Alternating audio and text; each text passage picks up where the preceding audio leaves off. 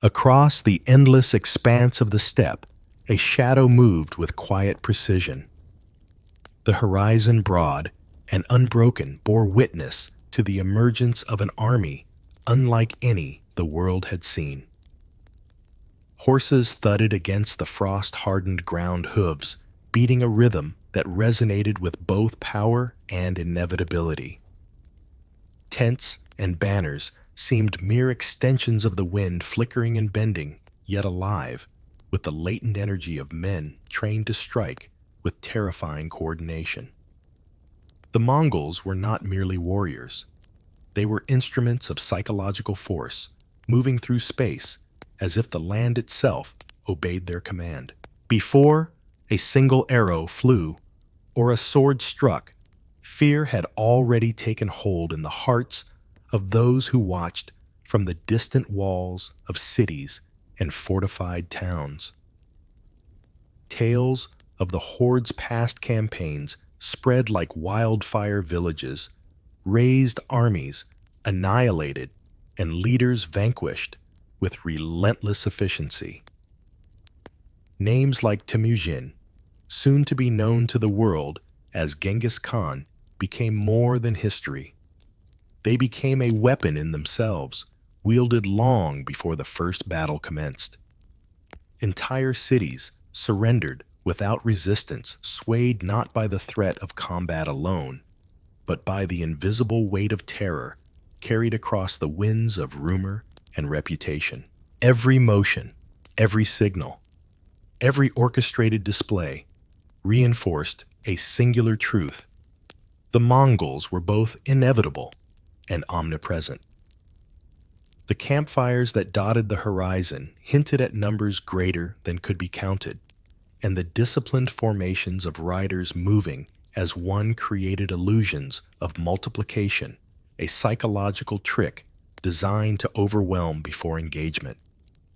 The air itself seemed charged with anticipation, carrying whispers of the coming storm. Leaders understood that battle was fought as much in the mind as on the ground. A shaken opponent was an easier target, a defeated spirit preceding the defeat of flesh and steel. The steppe, wide and indifferent, became a canvas for fear, and the Mongols, its painters. Light caught glints of polished armor and taut bowstrings. Yet these were secondary to the invisible strokes of strategy that preyed on expectation, doubt, and rumor. Scouts carried misinformation as deftly as arrows, and deserters brought tales colored by imagination, amplifying dread with every retelling. By the time the first battle cry pierced the air, the enemy's mind had already been drawn into a web of uncertainty, manipulation, and apprehension. Psychological warfare, perfected by one man and his army, rendered the world unsure of what was real and what was orchestrated, and in that uncertainty lay their greatest power. If you are ready to witness how fear was wielded as a weapon, how reputation, deception, and relentless cunning reshaped entire civilizations, then join us. Like, share, and subscribe to explore the invisible battlefield of the Mongols, where every whisper, every false retreat, every story of horror was as lethal as the sharpest blade. The steppe awaits, and the lessons of psychological warfare are about to unfold. The dawn spread slowly over the Mongolian steppe, painting the vast grasslands with shades of amber and frost. A low wind whispered through the tufts of grass, carrying the scent of earth horse and smoke from distant campfires. The horizon seemed endless, a place where the sky met the land without interruption. And yet, on this morning, the steppe itself seemed alive with quiet menace. Shadows of riders and tents stretched long across the ground, blending with the rising sun, until the camp appeared more spirit than reality. Every man and horse within it moved with the practiced precision of those who had survived countless campaigns, and yet a tension hung in the air.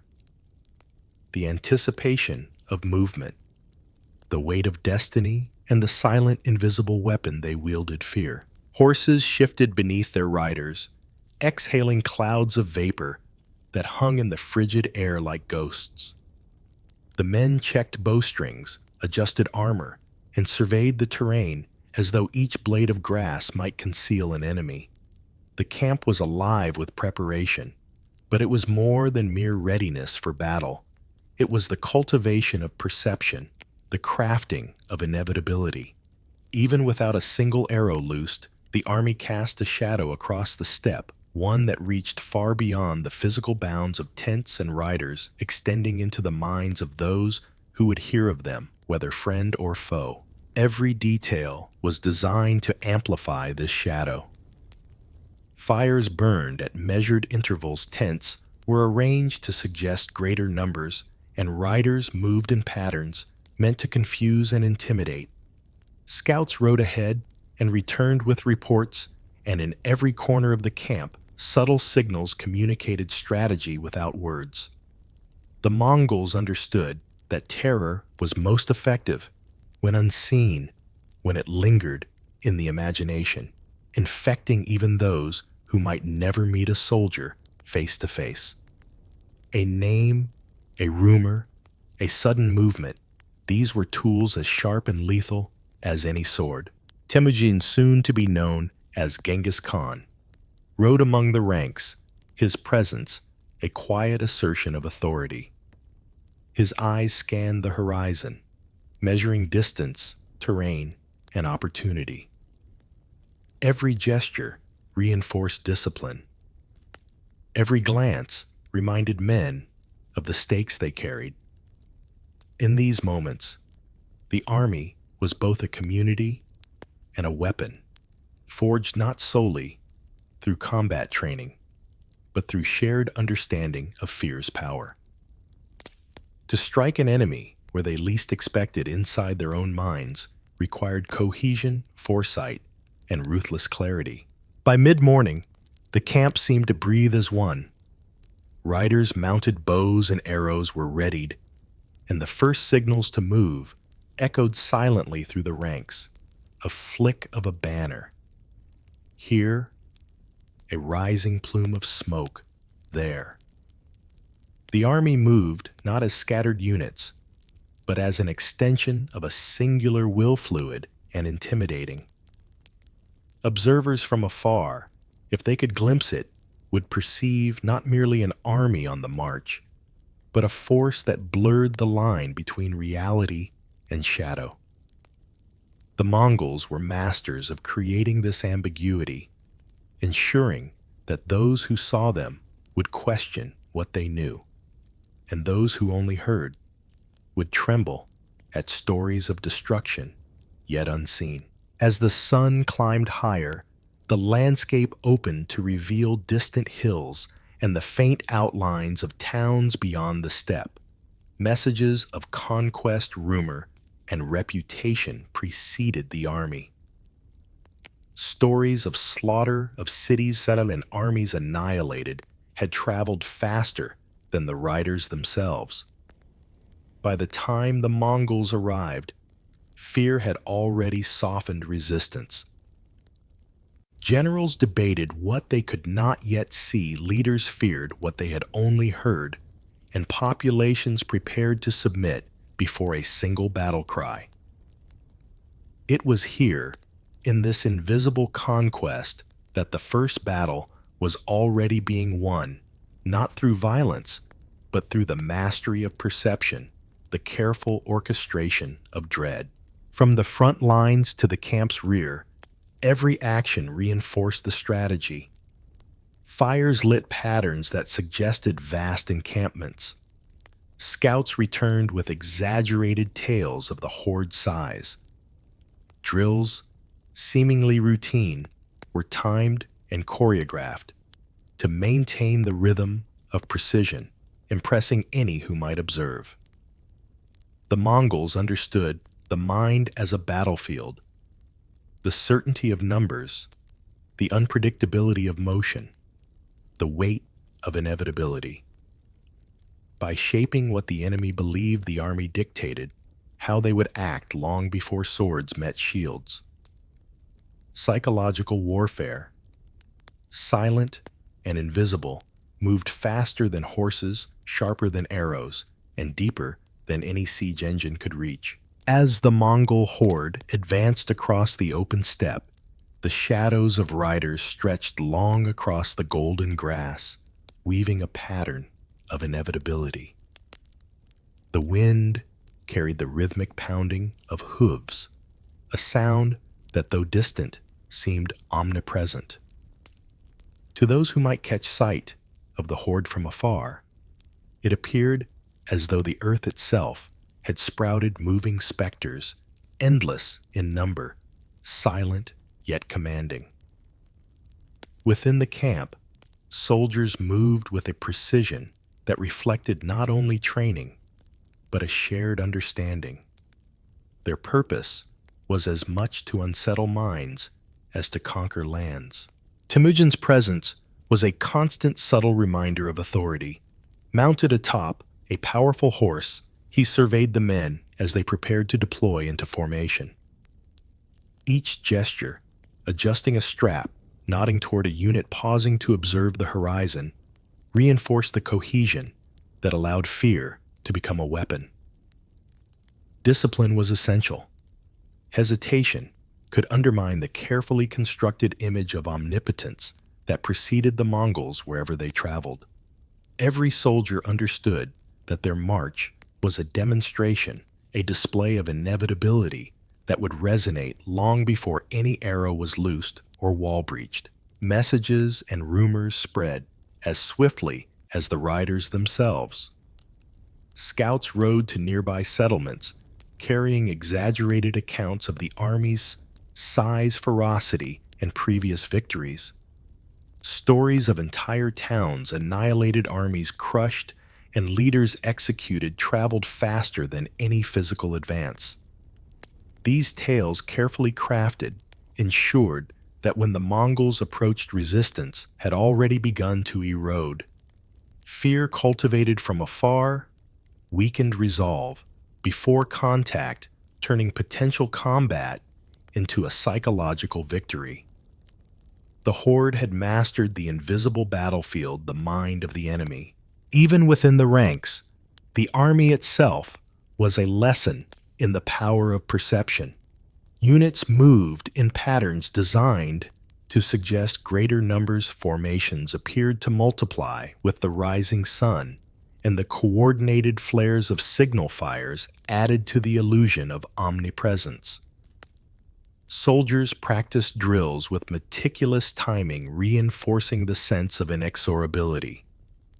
To a distant observer, these gestures might seem ordinary, but their impact on perception was profound. The Mongols understood that fear could be amplified by subtlety, by the careful manipulation of space movement and rumor. Reality, they knew, could be guided by imagination and expectation. The psychological tension was heightened by the environment itself.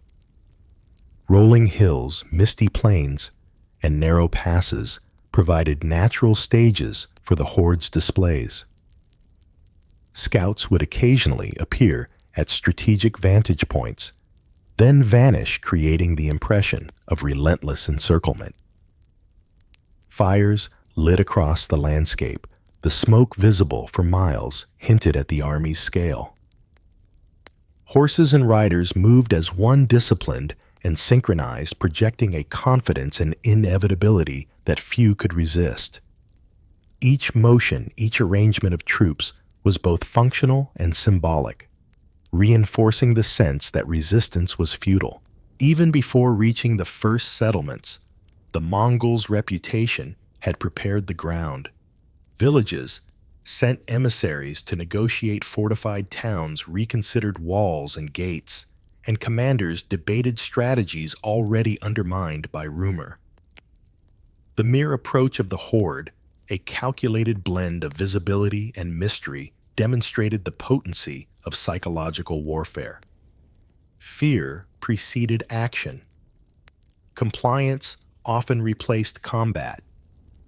And the Mongols, masters of perception, had already begun to shape the outcome of conflicts through the unseen battlefield of the mind. By the time the first scouts reached the outskirts of a town, the atmosphere was already charged with dread. The Mongols' careful choreography of appearance, the synchronized movement of horses and banners, and the echo of distant hooves created an impression of invincibility. Leaders of the settlement observed the advancing horde and felt the weight of inevitability pressing down upon them. Fear cultivated over miles and days had done its work. The enemy was already disoriented, uncertain, and vulnerable.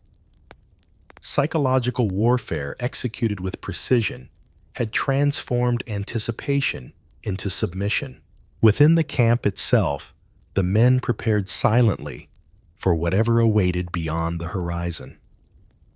Archers readied their bows, riders adjusted stirrups, and commanders exchanged subtle signals. Every act was deliberate, every motion contributing to the larger strategy of influence and intimidation. The Mongols understood that a soldier's discipline, the timing of a movement, or the positioning of a horse could send signals as potent as any sword. Fear was both shield and weapon, guiding opponents' choices and amplifying the army's effectiveness long before engagement began. As the steppe stretched endlessly ahead, the Mongols continued their march, shadows merging with the rising sun, a living manifestation of inevitability. The army was not merely a collection of warriors. It was an instrument of psychological mastery, each individual acting in concert to shape the perceptions of friend and foe alike. In the dance of hooves and banners of rumor and discipline, the Mongols revealed the first lesson of their unparalleled campaigns. The most formidable battles were often those waged in the mind, where fear became the first casualty of conquest and submission, followed before any clash of steel. Across the vast steppes and rolling hills, whispers traveled faster than the wind itself. Tales of a warrior who commanded thousands, who struck with unerring precision and merciless efficiency, had begun to echo across kingdoms, cities, and villages. He was a man who had emerged from obscurity to Temujin, soon to be revered and feared as Genghis Khan. His name carried weight long before his armies arrived. It had become a weapon, an instrument of inevitability that weakened resolve and undermined confidence. To hear of him was to feel the shadow of conquest loom, to sense the unrelenting advance of forces that few could understand and even fewer could oppose. Before a single arrow flew or a gate was breached, his reputation traveled, sowing fear and uncertainty. Merchants fleeing caravans and wandering scouts shared tales of entire towns razed and armies annihilated. Leaders recounted accounts of his strategies of cities that had surrendered without resistance, and of warriors who had vanished before their enemies could react. These stories, passed by word of mouth and carried by the wind, served a purpose as lethal as any army: to unbalance the mind, to weaken courage, to render defiance unlikely before engagement. Reputation, cultivated and sharpened, became the first weapon of the Mongols. The Mongol camp, meanwhile, moved with calculated visibility. Riders scouted ahead, appearing briefly on distant ridges or valleys, then disappearing, leaving behind only the sense of inescapable presence. Fires burned in patterns visible from afar. Tents, arranged to suggest a greater number, and the synchronized march of cavalry created illusions of expansion. Every action reinforced what rumors had already suggested, that the horde was immense, disciplined, and unstoppable. In this way, perception became as powerful as steel. Fear preceded reality, and surrender often arrived before combat. Soldiers within the ranks understood their role in amplifying this reputation. Drills, hunting parties, and mock movements were performed not only to maintain readiness, but to maintain the illusion of inexhaustible strength. Every horse, every bowstring, every glance carried purpose. To the casual observer or distant enemy, the Mongol army seemed a force multiplied beyond comprehension. Leaders of fortified cities, seeing glimpses of this organized terror, often reconsidered resistance.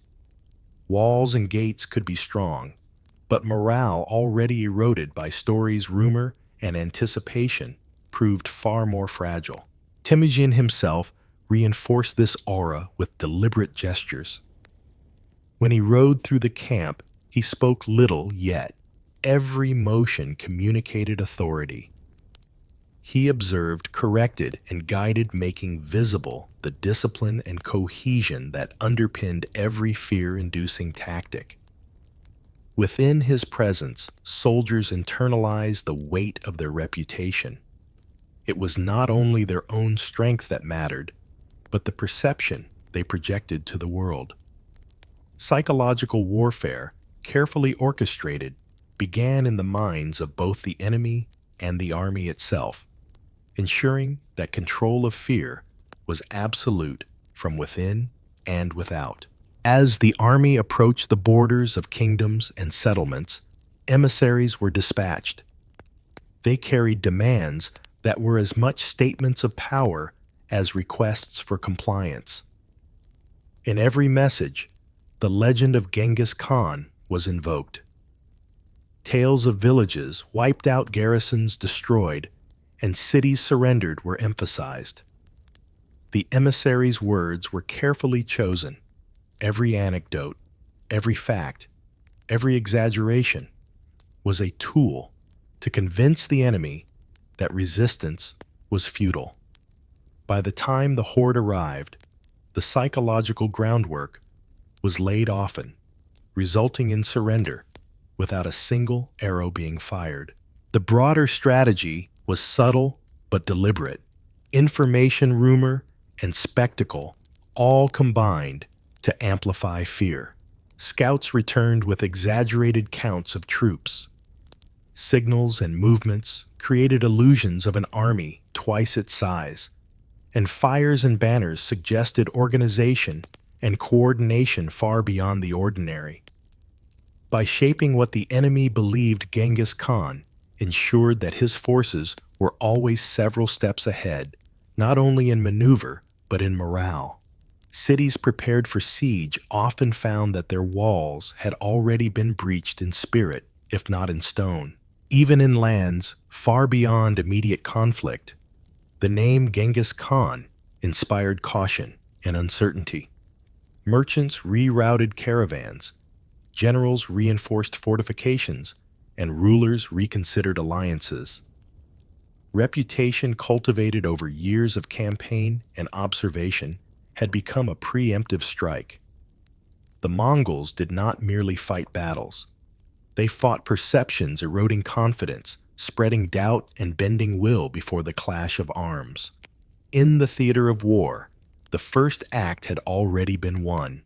The minds of men were primed to anticipate defeat, to measure themselves against an invisible inevitability, and to falter before the first step of the horde even crossed the plains.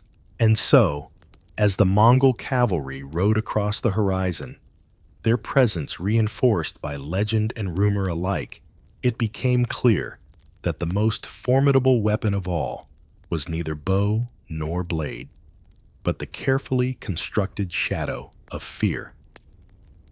Reputation alone could open gates, scatter defenses, and command compliance. Genghis Khan had mastered the first rule of psychological warfare. Victory often begins before battle in the imagination of the enemy. The stage was set, the players aware of the stakes, and the Mongols advanced, their names preceding them like thunder across the steppe. The Mongol army moved steadily across the undulating plains, their silhouettes merging with the morning haze. By now, the name of Genghis Khan had reached every village, town, and stronghold along their projected path. Stories of past campaigns were repeated with embellishments, exaggerations that served a singular purpose: to instill apprehension before confrontation. Leaders of fortified cities, hearing accounts of entire garrisons obliterated in a single day, paused in fear. Merchants whispered rumors in marketplaces, and travelers carried tales that grew with every retelling. The Mongol reputation was no longer merely a matter of fact. It had become a living, breathing weapon, striking long before the army's arrival. Within the settlements, anxiety spread like wildfire. Governors and military commanders debated strategies, yet the evidence of Genghis Khan's relentless efficiency weighed heavily upon their minds. Even the most experienced generals found themselves hesitating, questioning the effectiveness of their fortifications and the loyalty of their troops. When rumors described villages, incinerated civilians, slaughtered, and armies vanquished, courage faltered. Fear became the first barrier to resistance, a psychological fortress that no stone wall could replicate. By the time the Mongols appeared on the horizon, many cities were already mentally conquered. The Mongol emissaries arrived with calculated timing. They did not merely demand submission. They conveyed stories, carefully selected accounts of previous victories, and ruthless discipline. These narratives served as a prelude to terror, each one a seed planted in the mind of rulers and inhabitants. By recounting the destruction of distant towns, the emissaries created a sense of inevitability, a belief that resistance was not only futile, but dangerous. The message was clear: compliance offered survival, defiance guaranteed ruin. In this, the Mongols demonstrated a mastery of psychological warfare, unparalleled in their era. Even when faced with seemingly impregnable walls or large garrisons, fear undermined resolve. Soldiers questioned their ability to withstand an enemy they had only imagined, while leaders weighed the cost of confrontation against the growing dread of failure. Accounts of Genghis Khan's precision, discipline, and unrelenting drive turned every minor setback into an omen, every rumor into an imminent threat. The perception of inevitability weakened defenses and opened the path for tactical maneuvers that exploited not merely the terrain, but the uncertainty and anxiety of the defenders. Within the Mongol ranks, the careful orchestration of reputation reinforced the psychological impact. Riders were visible to distant lookouts at strategic intervals, creating the illusion of a force far greater than reality. Scouts returned with exaggerated reports. Fires and banners were positioned to suggest endless lines of cavalry, and the disciplined cadence of troops amplified the sense of precision and inevitability. The army itself became an instrument of fear, every movement choreographed to project an aura of dominance. Observers, even at a distance, could not ignore the impression of inexorability. By midday, settlements along the approach routes began to respond predictably. Gates opened, with little resistance. Emissaries negotiated surrender, and fortified towns reconsidered their defenses. The Mongols had not yet drawn a bow or struck a wall, yet their power was unmistakable. Reputation alone had reshaped the battlefield. It determined choices, dictated strategy, and ensured compliance. Every act of psychological preparation, stories of slaughter, strategic displays of force, calculated exaggerations, had contributed to a mental conquest that often preceded the physical one. Victory had been sown in fear, and the horde harvested it without raising steel. The further the Mongols advanced, the more pronounced the effect became. Entire regions adjusted to the shadow of their name. Armies that might have resisted were immobilized by apprehension. Cities that could have been defended opened their gates preemptively. Even in distant lands where news traveled slowly, merchants and travelers spread tales that reinforced the legend. The horde was no longer simply an army. It was an idea, a force of inevitability that existed simultaneously in the physical and psychological realms. Fear itself became an extension of the Mongol sword. As night fell over the steppe, the army encamped without fanfare, yet its presence continued to ripple across the lands. Fires flickered under the stars, banners rustled in the wind, and distant towns remained alert, anticipating the arrival of what they already feared. The Mongols' reputation had created a battlefield beyond the reach of walls or weapons. Minds were swayed, morale weakened, and the seeds of submission had taken root. The psychological groundwork was complete, and when the first arrow would finally fly, it would strike not only flesh, but the fragile threads of resistance already frayed by the invisible hand of fear. And so as the camp settled under the cold expanse of the steppe, night, one truth became clear. Genghis Khan's greatest weapon was not the army itself, but the fear it inspired. Reputation, cultivated through stories, rumor, and deliberate display, had turned the world into a stage where the Mongols' inevitability dominated every scene. Victory, in many cases, was achieved long before the clash of steel through the quiet, relentless power of psychological warfare, perfected by a man who understood that the mind could be conquered before the body. The shadow of fear cast across kingdoms and hearts alike would shape the outcomes of campaigns and the fate of civilizations for years to come. The steppe stretched endlessly under a pale morning sky, the horizon a soft blur where grass met air. From a distance, the Mongol army appeared to advance with purpose, yet within the movement lay a secret. Every step, every turn was part of a larger design, a carefully constructed illusion. To the untrained eye, the formation suggested an unstoppable march, yet those who had learned to read the subtleties of the horde's maneuvers could sense the tension beneath the surface, a plan far more cunning than sheer force. The feigned retreat was not chaos. It was choreography, a silent predator inviting its prey into the open. Temujin's orders were precise, delivered through gestures, flags, and the silent understanding that had grown between commander and men. Units at the front would engage, lightly drawing attention, while others began a controlled withdrawal calculated to appear as panic.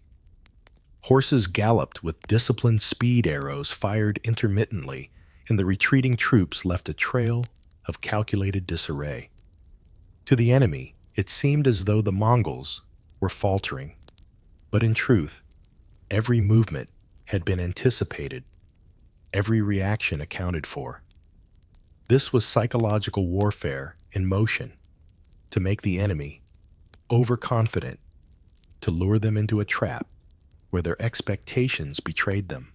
Villages and small armies observing from the hills often misread the signals. A retreat suggested vulnerability, a fleeting chance to strike at the seemingly wavering enemy. Leaders emboldened by perceived weakness advanced with the assurance of superiority. Yet each step forward was a step into the maw of Mongol strategy. Scouts and flanking units circled unseen terrain, was exploited, and the front line retreating in perfect rhythm drew the enemy deeper into zones prepared for ambush. The illusion was seamless. The Mongols appeared disorganized, yet every motion was an extension of meticulous planning. The effect was as much psychological as physical. Commanders felt the pressure of time and terrain, misjudging distances, and the cohesion of their own forces. Soldiers followed instinct and urgency, unaware that their movements had been orchestrated. The Mongols understood that the human mind is often the first battlefield pride, and overconfidence could be manipulated, guiding entire armies toward destruction without a single true clash of strength. By retreating deliberately, the horde invited action that revealed strategy, positioning, and vulnerability in the enemy's own ranks. Every detail of the feigned retreat was designed to deepen the illusion. Horses were not overworked, but ridden in patterns that suggested haste. Banners fluttered to give the impression of disarray, while archers fired sporadically to mimic panic. Flanking units moved silently, blending with the terrain, creating the sense that the enemy was isolated, exposed, and growing bold. From the perspective of an opposing general, the Mongols were on the verge of collapse. In reality, they were leading adversaries into zones of calculated advantage. What appeared as weakness was in truth the sharpest of blades. The retreat also served to demoralize and confuse.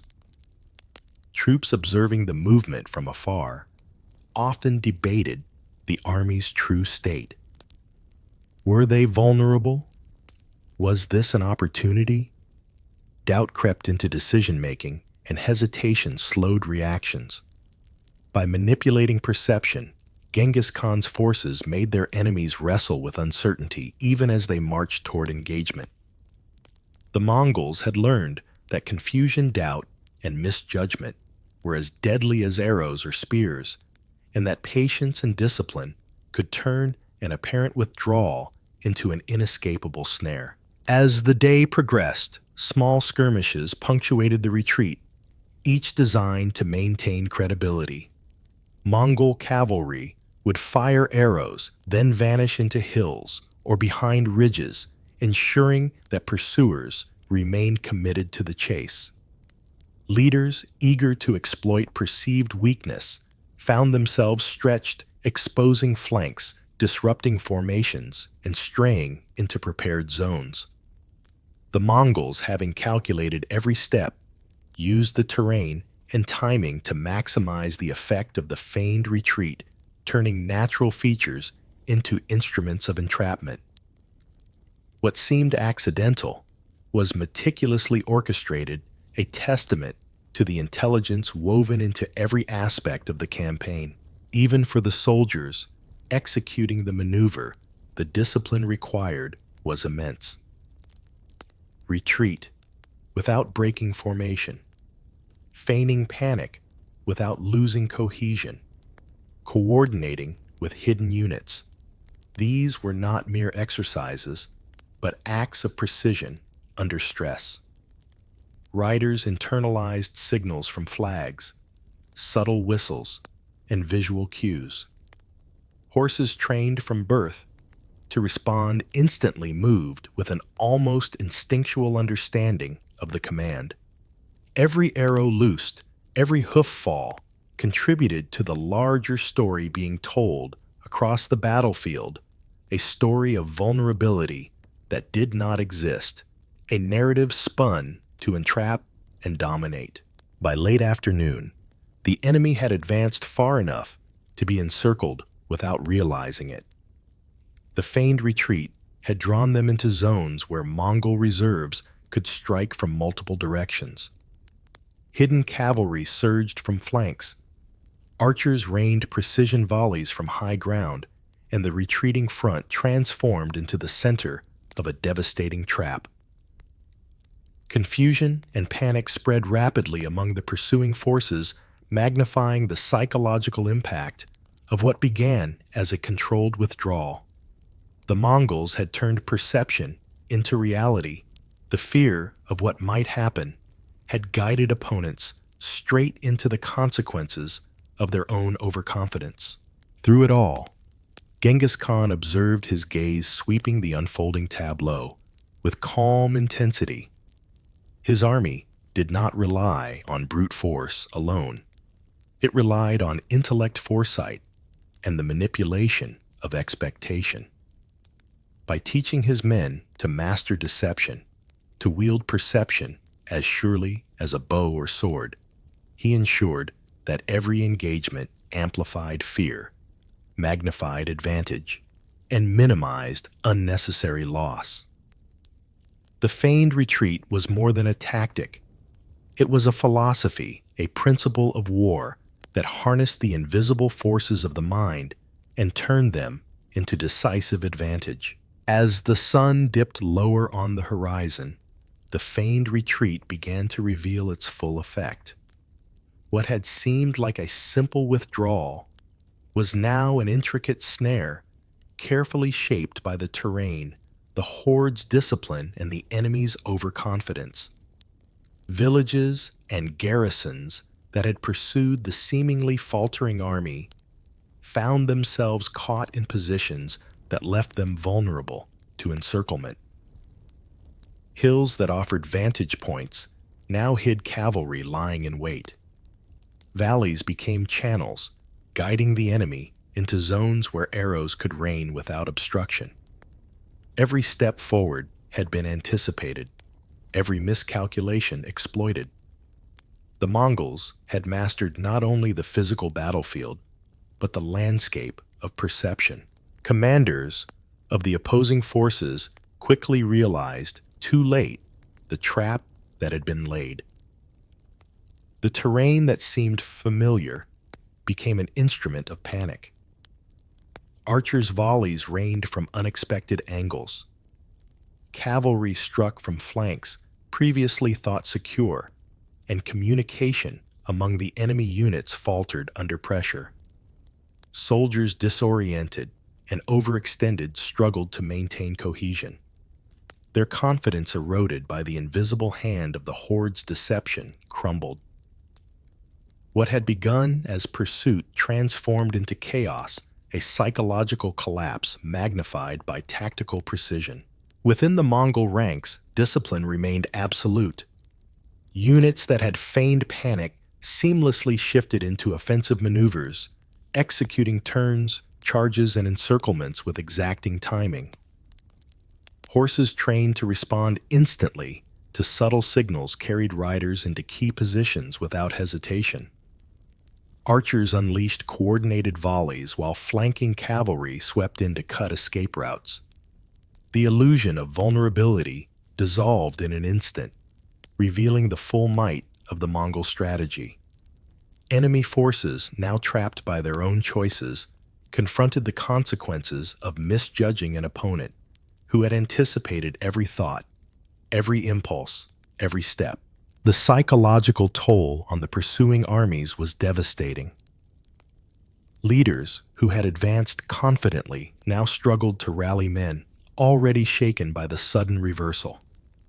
Fear compounded with confusion, leading to hesitation and poor decisions. Troops began to scatter. Morale collapsed, and the once determined advance devolved into retreat and surrender. Genghis Khan's strategy had turned the mind into the first battlefield. Those who had believed they had control found themselves undone not merely by arrows, but by the foresight, calculation, and cunning of the Mongols. Resistance was undone before a sword was lifted. Even towns and cities, observing from a distance, were affected. News of the enemy's misfortune spread, reinforcing the perception that the Mongols' tactics were unpredictable and omnipotent.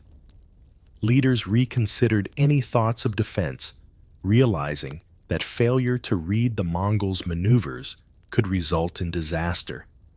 Fear, amplified by the horde's precision, had become a contagion, influencing not only those engaged directly, but all within reach of the stories and rumors.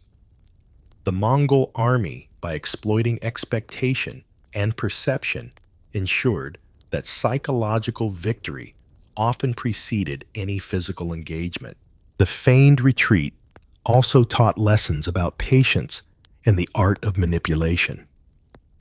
Mongol commanders understood that haste on the part of the enemy was a weapon they could wield. By appearing weak or disorganized, they encouraged overextension, exposure, and poor judgment. Every reaction by the opponent, every pursuit, every misstep was anticipated and turned to advantage. In this, the Mongols demonstrated a principle that would echo across generations. The mind, when guided by fear and expectation, could be the most decisive battlefield of all. Control of perception equaled control of outcomes. Even within their own ranks, the exercise reinforced discipline, trust, and cohesion. Soldiers had to coordinate perfectly, maintain composure under the guise of panic, and act decisively when the trap was sprung. The success of the feigned retreat depended on collective understanding, training, and instinctive obedience. Riders learned to move as a single organism. Archers timed volleys to maximize confusion, and commanders anticipated every potential reaction. The psychological power of the maneuver extended both outward into the minds of the enemy and inward, reinforcing the unity and confidence of the Mongol army itself. As night fell over the battlefield, survivors of the pursuing forces scattered, their morale shattered, their organization broken. Temujin's army, still cohesive and disciplined, regrouped with calm efficiency. The battlefield, a testament to strategic mastery and the lethal power of perception.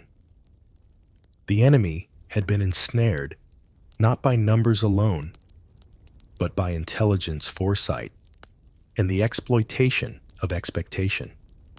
Psychological warfare executed through the artful feigned retreat had turned human fear into a tool as potent as any weapon.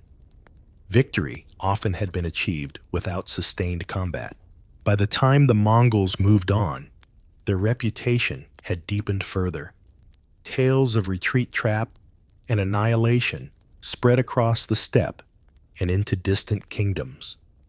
Leaders began to fear not only the army itself, but the intelligence, cunning, and ruthlessness that orchestrated each engagement. The feigned retreat became a symbol of Mongol ingenuity, a demonstration that the mind could be as important a battleground as the field itself. Fear, carefully cultivated and precisely applied, ensured compliant submission and the near mystical aura that surrounded the horde's advance. And so as the night enveloped the steppe, the Mongol army prepared for the next day, their movements deliberate and calculated. The feigned retreat had proven its effectiveness. Enemies' deceived strategies overturned, and fear amplified across the lands. The shadow of inevitability that Genghis Khan cast over kingdoms was not the result of brute force alone, but of an intelligence that understood how to manipulate perception, control expectation, and exploit human psychology. The trap had closed, and the Mongols had once again proven that mastery over the mind could achieve triumph before the clash of steel. The morning mist hung low over the conquered city, curling through streets abandoned by fleeing civilians.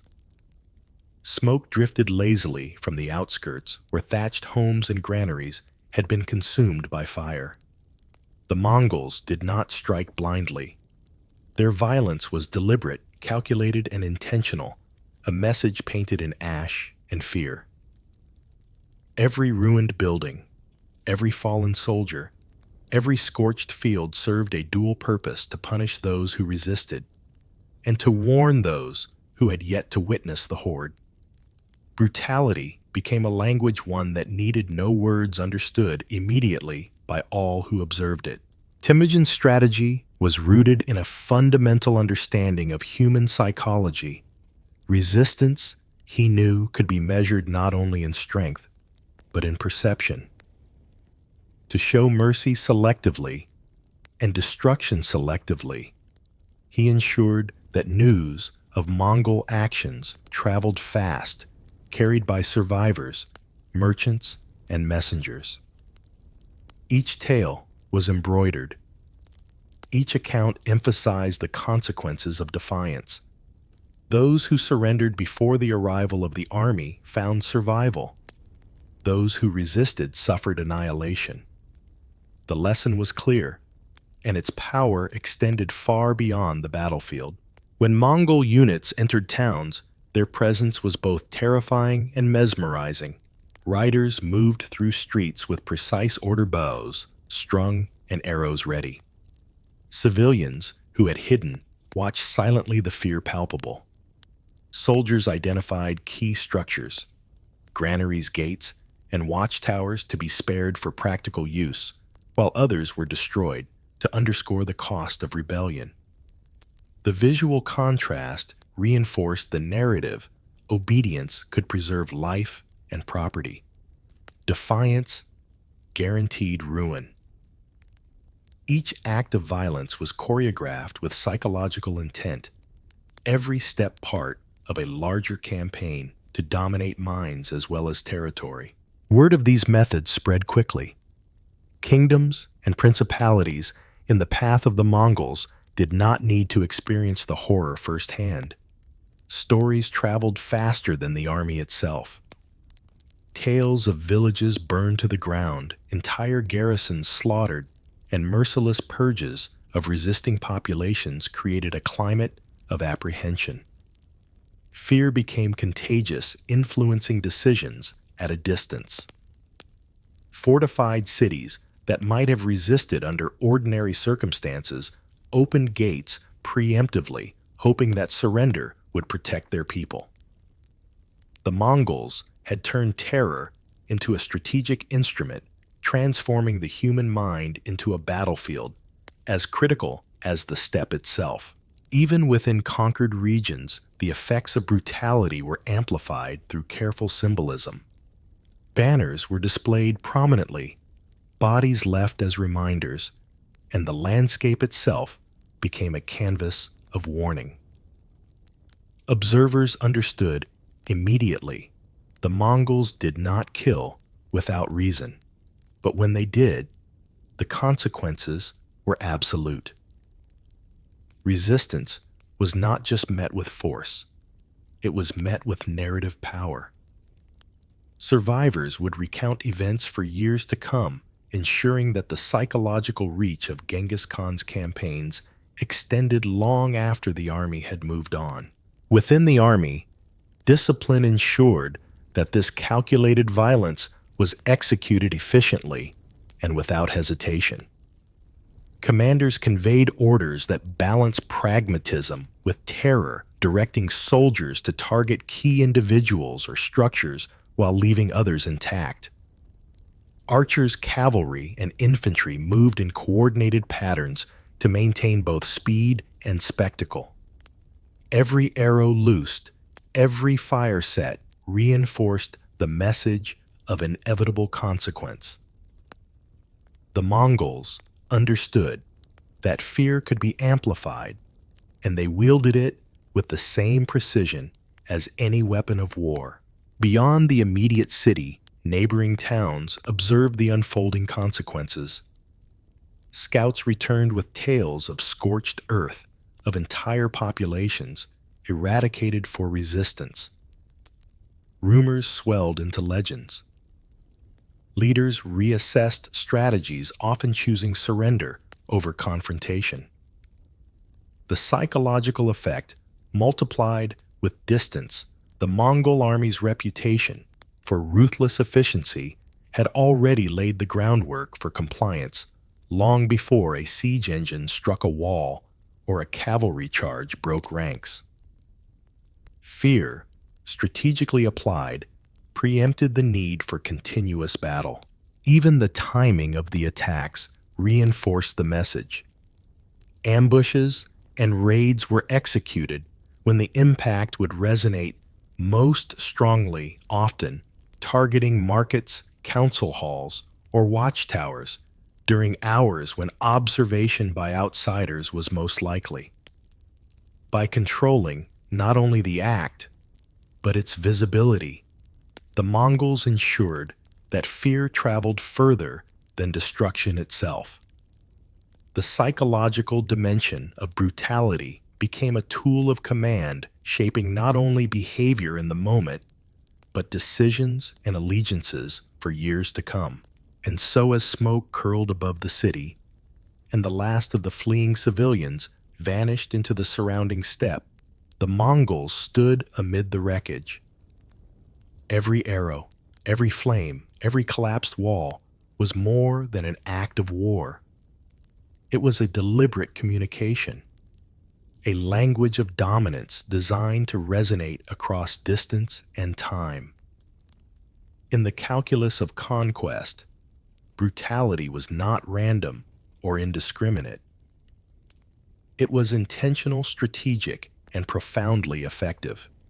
In every ruined street and in every trembling survivor, the psychological message was unmistakable. Defiance had a cost, and the Mongols exacted it without hesitation. As the Mongol army moved on, the scorched city remained a silent witness to their calculated terror. Survivors whispered tales of the destruction, and merchants, travelers, and emissaries carried these stories far beyond the steppe. The psychological impact extended well ahead of the army's advance. Towns that had never seen a Mongol soldier feared them, their inhabitants trembling at the mere mention of Genghis Khan. The memory of brutality became a tool that reached across valleys, rivers, and mountain passes, shaping the decisions of rulers and generals who might never face the horde in person. Leaders in distant lands observed the devastation with mounting dread. Even the strongest fortifications now seemed vulnerable. Cities braced for sieges that may never come, preemptively surrendering in hopes of mercy. The Mongols had created a new form of warfare, one where fear traveled faster than horses, where stories of annihilation dictated strategy and allegiance. Reputation reinforced through deliberate acts of terror had become a strategic weapon, ensuring that psychological dominance preceded and often replaced physical confrontation. The efficiency of brutality as a message lay not only in its immediacy, but in its memorability. The vividness of burning granaries, toppled walls, and devastated streets etched itself into collective consciousness. Those who witnessed the aftermath internalized the consequences of resistance. Councils and courts debated not only the cost, of opposing the Mongols, but the certainty of punishment. Fear spread like wildfire, shaping the political and military landscape without a single battle cry. The Mongols understood that perception could dictate reality. By carefully managing that perception, they had effectively expanded their influence far beyond the reach of their swords. Within the Mongol ranks, commanders reinforced this understanding. Soldiers were trained not only in combat, but in execution with psychological intent. Fires were set with precision targets chosen to maximize visibility and impact. Cavalry maneuvers were coordinated to leave an impression of omnipresence and unstoppable force. Every act of violence was framed to communicate both capability and inevitability. By controlling not only what was done, but how it appeared to observers, the Mongols ensured that fear became a force multiplier, turning small numbers into monumental influence. The ripple effect of this brutality extended beyond immediate targets. Neighboring villages altered their routines, fortified their walls, or surrendered without resistance. Armies hesitated to march forward, their commanders overestimating the enemy's strength driven by the shadow of Mongol ferocity. Even regions yet untouched felt the psychological weight of a force that seemed both omnipresent and omnipotent. In this way, the Mongols' calculated violence created a vast, invisible battlefield spanning leagues of territory, where victory was achieved through intimidation as much as engagement. The Mongols also understood the strategic timing of brutality. Attacks and raids were conducted to ensure maximum visibility and narrative impact. Marketplaces, council halls, and key intersections became stages where terror could be observed, remembered, and retold. Survivors' accounts, often exaggerated in recounting the horror, amplified the intended effect.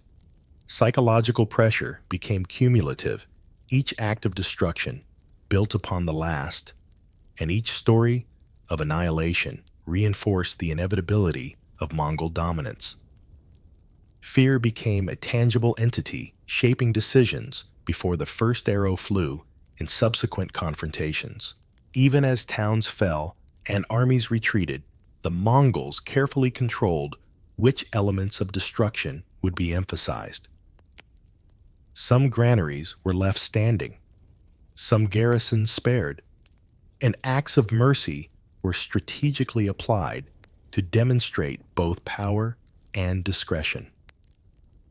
This duality, mercy for those who complied, ruin for those who resisted, further enhanced the psychological reach. Observers learned quickly that submission ensured survival, while defiance guaranteed devastation. Brutality was no longer random. It was calibrated an instrument of influence designed to shape choices and preempt resistance. By the time the Mongols departed a region, the impression of their campaigns lingered far longer than the footprints of horses or the ashes of fire. Leaders, soldiers, and civilians alike carried the memory of destruction, their expectations forever altered. Future encounters with the horde were informed by the stories of brutality, reinforcing the Mongols' aura of inevitability. In every discussion, in every council, the shadow of Genghis Khan's calculated terror shaped decisions, ensuring that psychological warfare had a lasting strategic value beyond the immediate conquest. As night fell and the steppe quieted, the Mongols regrouped their discipline intact, their strategy confirmed. The message of brutality had been delivered, received and magnified, extending the reach of their influence beyond physical presence. Each campaign, each destroyed city, each frightened observer had contributed to an expanding network of perception and anticipation. Genghis Khan's understanding of human psychology, combined with his ruthless precision, had created an enduring mechanism of control. Fear was no longer incidental. It was weaponized, intentional, and devastatingly effective.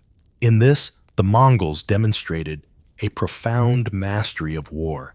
Victory was not solely measured in territory or spoils, but in the minds conquered before armies met. Through brutality as a message, they reshaped the landscape of obedience, instilled caution, and ensured that fear preceded confrontation. The legacy of these campaigns would resonate across kingdoms and generations, a testament to the power of deliberate, calculated terror. Genghis Khan's name alone could bend wills, and his reputation became a force that transcended the battlefield, proving that the mind could be as decisive as the sword.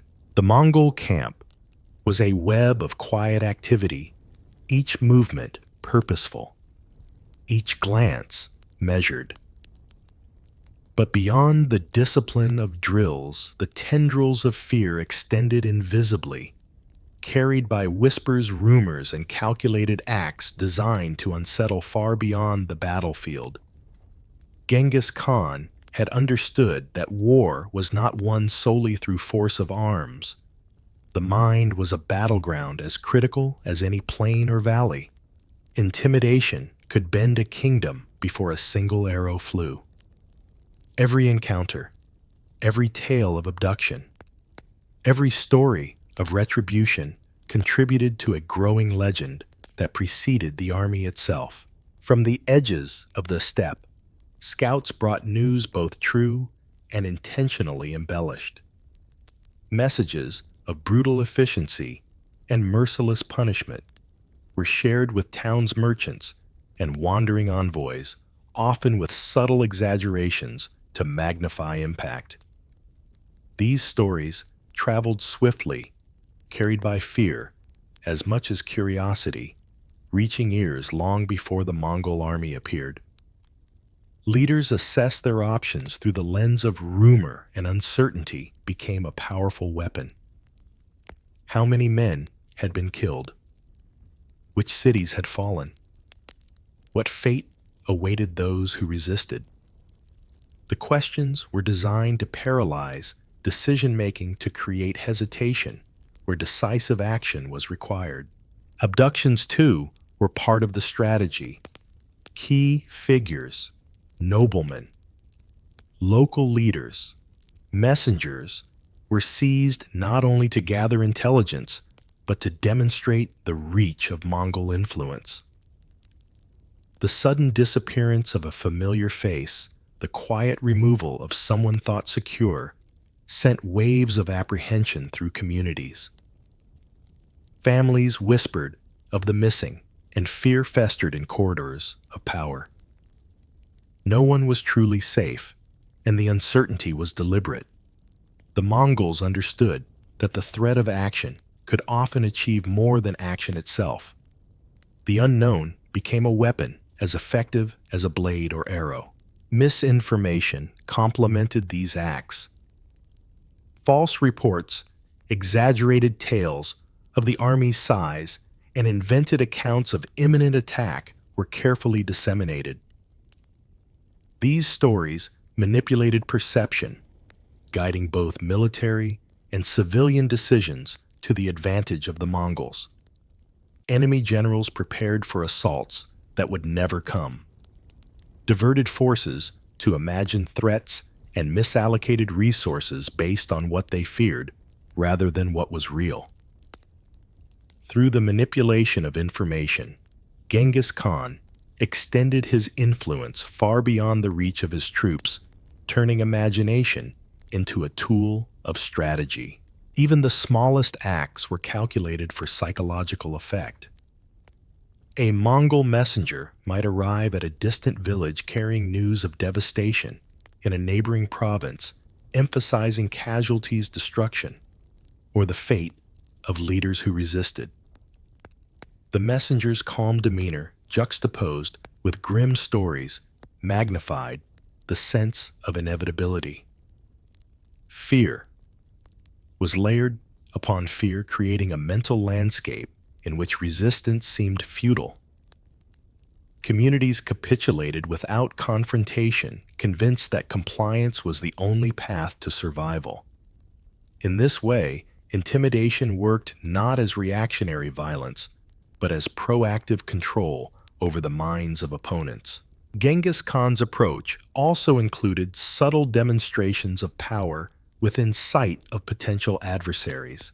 Cavalry parades, night maneuvers, and the precise display of archery skills were staged to create an aura of omnipotence.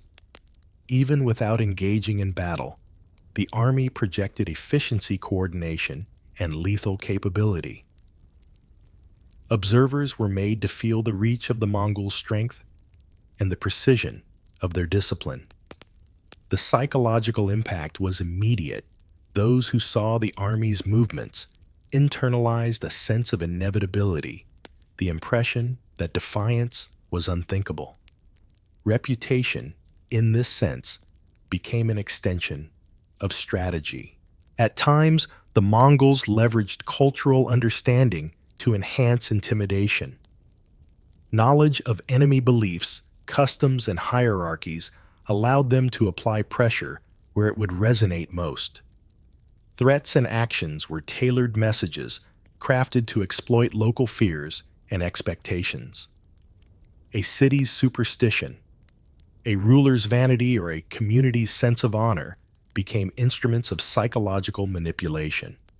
This nuanced approach ensured that fear was not generic, but deeply personal, striking at the core of decision-making and community cohesion. Intimidation became both precise and pervasive, reaching into hearts and minds before any battlefield clash. Through these methods, the Mongols blurred the line between reality and rumor. Observers were never certain what was true, what was exaggerated, and what was invented. This uncertainty magnified fear, creating a pervasive sense of vulnerability. Leaders hesitated, generals overestimated the enemy, and populations surrendered preemptively. The Mongol army, though formidable in combat, extended its influence through control of perception. By dictating the narrative, Genghis Khan ensured that resistance was measured not only by weapons, but by willingness to act in a climate of fear. Within the ranks, the psychological dimension of warfare reinforced unity and obedience. Soldiers understood that each story, each display, and each act of calculated intimidation was part of a larger strategy. Discipline was not merely for battlefield efficiency, but for the careful execution of acts designed to amplify fear. Coordination ensured that rumor, abduction, and performance aligned with broader strategic goals. The Mongols had created a system in which the psychological and physical were inseparable, each enhancing the other to create overwhelming advantage. As dusk fell across the steppe, the Mongol army maintained its order. Its presence felt far beyond its physical location. Stories of abduction, fabricated reports of imminent attacks, and displays of military precision coalesced into a network of fear that extended across valleys, rivers, and plains. Potential opponents reevaluated every decision, influenced by anticipation as much as reality. In this way, Genghis Khan demonstrated mastery not only of warfare, but of perception itself. Intimidation, calculated and deliberate, ensured that the Mongols' influence reached further than the shadow of their cavalry, bending minds to their will before a single battle commenced. The effectiveness of the Mongols' intimidation tactics became evident almost immediately. Cities and fortresses, once confident in their walls and armies, hesitated under the weight of reputation and rumor. Governors convened councils that lasted hours, debating not only the strength of the approaching horde, but the consequences of resistance. Merchants and messengers recounted tales of sudden abductions, exaggerated troop movements, and the ruthless efficiency of Genghis Khan's campaigns. Fear spread faster than the cavalry, and hesitation became the first casualty of Mongol strategy. In many regions, surrender became a calculated choice rather than an act of cowardice. Leaders recognized that compliance often preserved life, property, and even status, while defiance guaranteed devastation. The Mongols' skill lay not just in their ability to enforce consequences, but in their ability to make those consequences unavoidable in perception. By controlling the narrative, they controlled decisions. The psychological battlefield was as carefully managed as any military engagement, and the consequences were felt long before arrows were loosed or walls breached. Small, strategic acts amplified this effect. A messenger might arrive with a seemingly casual story of a village that resisted and vanished without a trace. Scouts might accidentally be seen near a border town, creating the impression that the Mongols were already closer than they truly were. Night maneuvers displayed cavalry in formation, visible from nearby hills, suggesting a presence far beyond the army's actual position. These subtle manipulations ensured that fear was not only immediate, but cumulative, growing in intensity with each reported encounter, each whispered rumor, each observed display. The Mongols also exploited human nature, the tendency to believe the worst, to overestimate danger, to act conservatively under uncertainty. By carefully timing their intimidation, they created conditions in which opponents second-guessed every decision. Armies overextended to meet phantom threats. Fortifications were abandoned in panic, and logistical plans collapsed under anxiety. Genghis Khan had mastered not only the art of attack, but the art of anticipation, ensuring that his enemy's fear became a self-fulfilling prophecy. The psychological snare ensnared minds before bodies, making the eventual physical conquest almost inevitable. Even seasoned generals found themselves at a disadvantage. Reports of abductions, rumors of troop movements, and stories of previous massacres forced leaders to divert forces unnecessarily, reconsider alliances, and delay engagements. The Mongols' reputation became a force multiplier. Their strength was not only in the steppe or the battlefield, but in the perception of invincibility. By controlling what others thought, Genghis Khan influenced the choices of rulers, effectively shaping the map of conquest without striking a single blow. Fear had become an instrument of power. Within the Mongol army, the psychological dimension reinforced cohesion and obedience. Soldiers executed acts designed to intimidate with precision, knowing that the perception of order, inevitability, and control magnified the impact of every maneuver. Cavalry units displayed synchronized movements. Archers fired with deliberate timing, and even the timing of abductions and messages was meticulously planned. Discipline ensured that the psychological message matched the army's reality, amplifying the reach of their strategy far beyond physical presence. The wider effect was staggering. Neighboring regions observed the patterns of submission and punishment, adjusting their behavior accordingly. Kingdoms that might have resisted chose preemptive compliance. Local lords negotiated tribute or alliances rather than face destruction.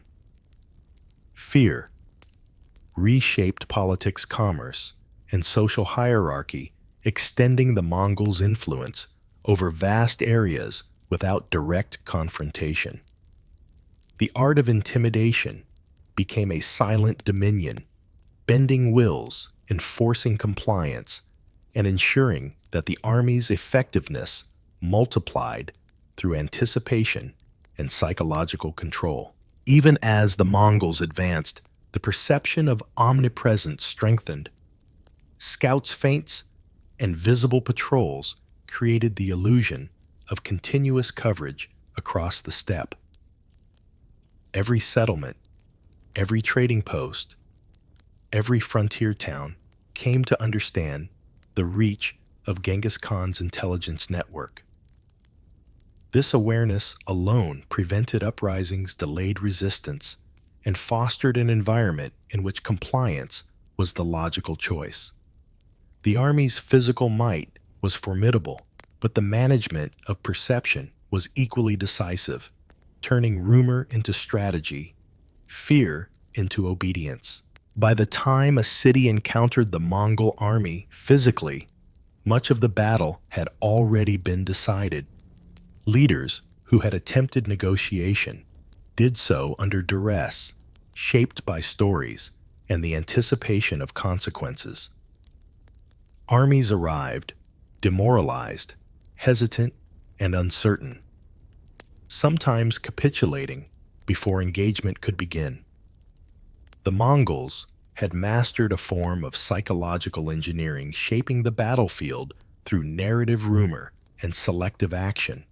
Their enemies were conquered in thought and spirit before swords even touched shields. As night fell across the steppe, the horde gathered again, unified and disciplined. The lessons of intimidation had been internalized and their strategic utility confirmed. Fear had become both shield and spear, extending the reach of Genghis Khan far beyond the limits of his army's mobility. Through abduction, rumored displays of force, and careful manipulation of perception, the Mongols had created a new paradigm of conquest, one where the mind was as vulnerable as the city wall, and where submission could be achieved without combat. Psychological warfare, executed with patience and precision, ensured that the Mongols' influence extended long before and far beyond their physical presence. In this mastery of intimidation, Genghis Khan revealed the full depth of his strategic genius. Victory was not measured solely in conquered lands or vanquished armies, but in the control of perception, the shaping of fear, and the orchestration of obedience. By bending the minds of adversaries to his will, he multiplied the effectiveness of every soldier, every horse, and every arrow. Intimidation became more than a tactic. It became an instrument of empire, a lasting testament to the power of psychological warfare that would echo across continents and generations. The steppe seemed endless, a vast expanse of grass swaying beneath a restless wind, yet beneath its serene surface, a web of calculated manipulation was already unfolding. Genghis Khan's army advanced with deliberate invisibility, spreading far ahead of physical presence, sowing confusion among those who would oppose them. The Mongols had mastered a subtle art to trap not with walls or chains, but with perception, suspicion, and the exploitation of human nature. Psychological traps were laid with meticulous care, designed to ensnare minds before soldiers ever met in open battle. As scouts moved silently through villages, they left traces: cattle missing, supplies stolen.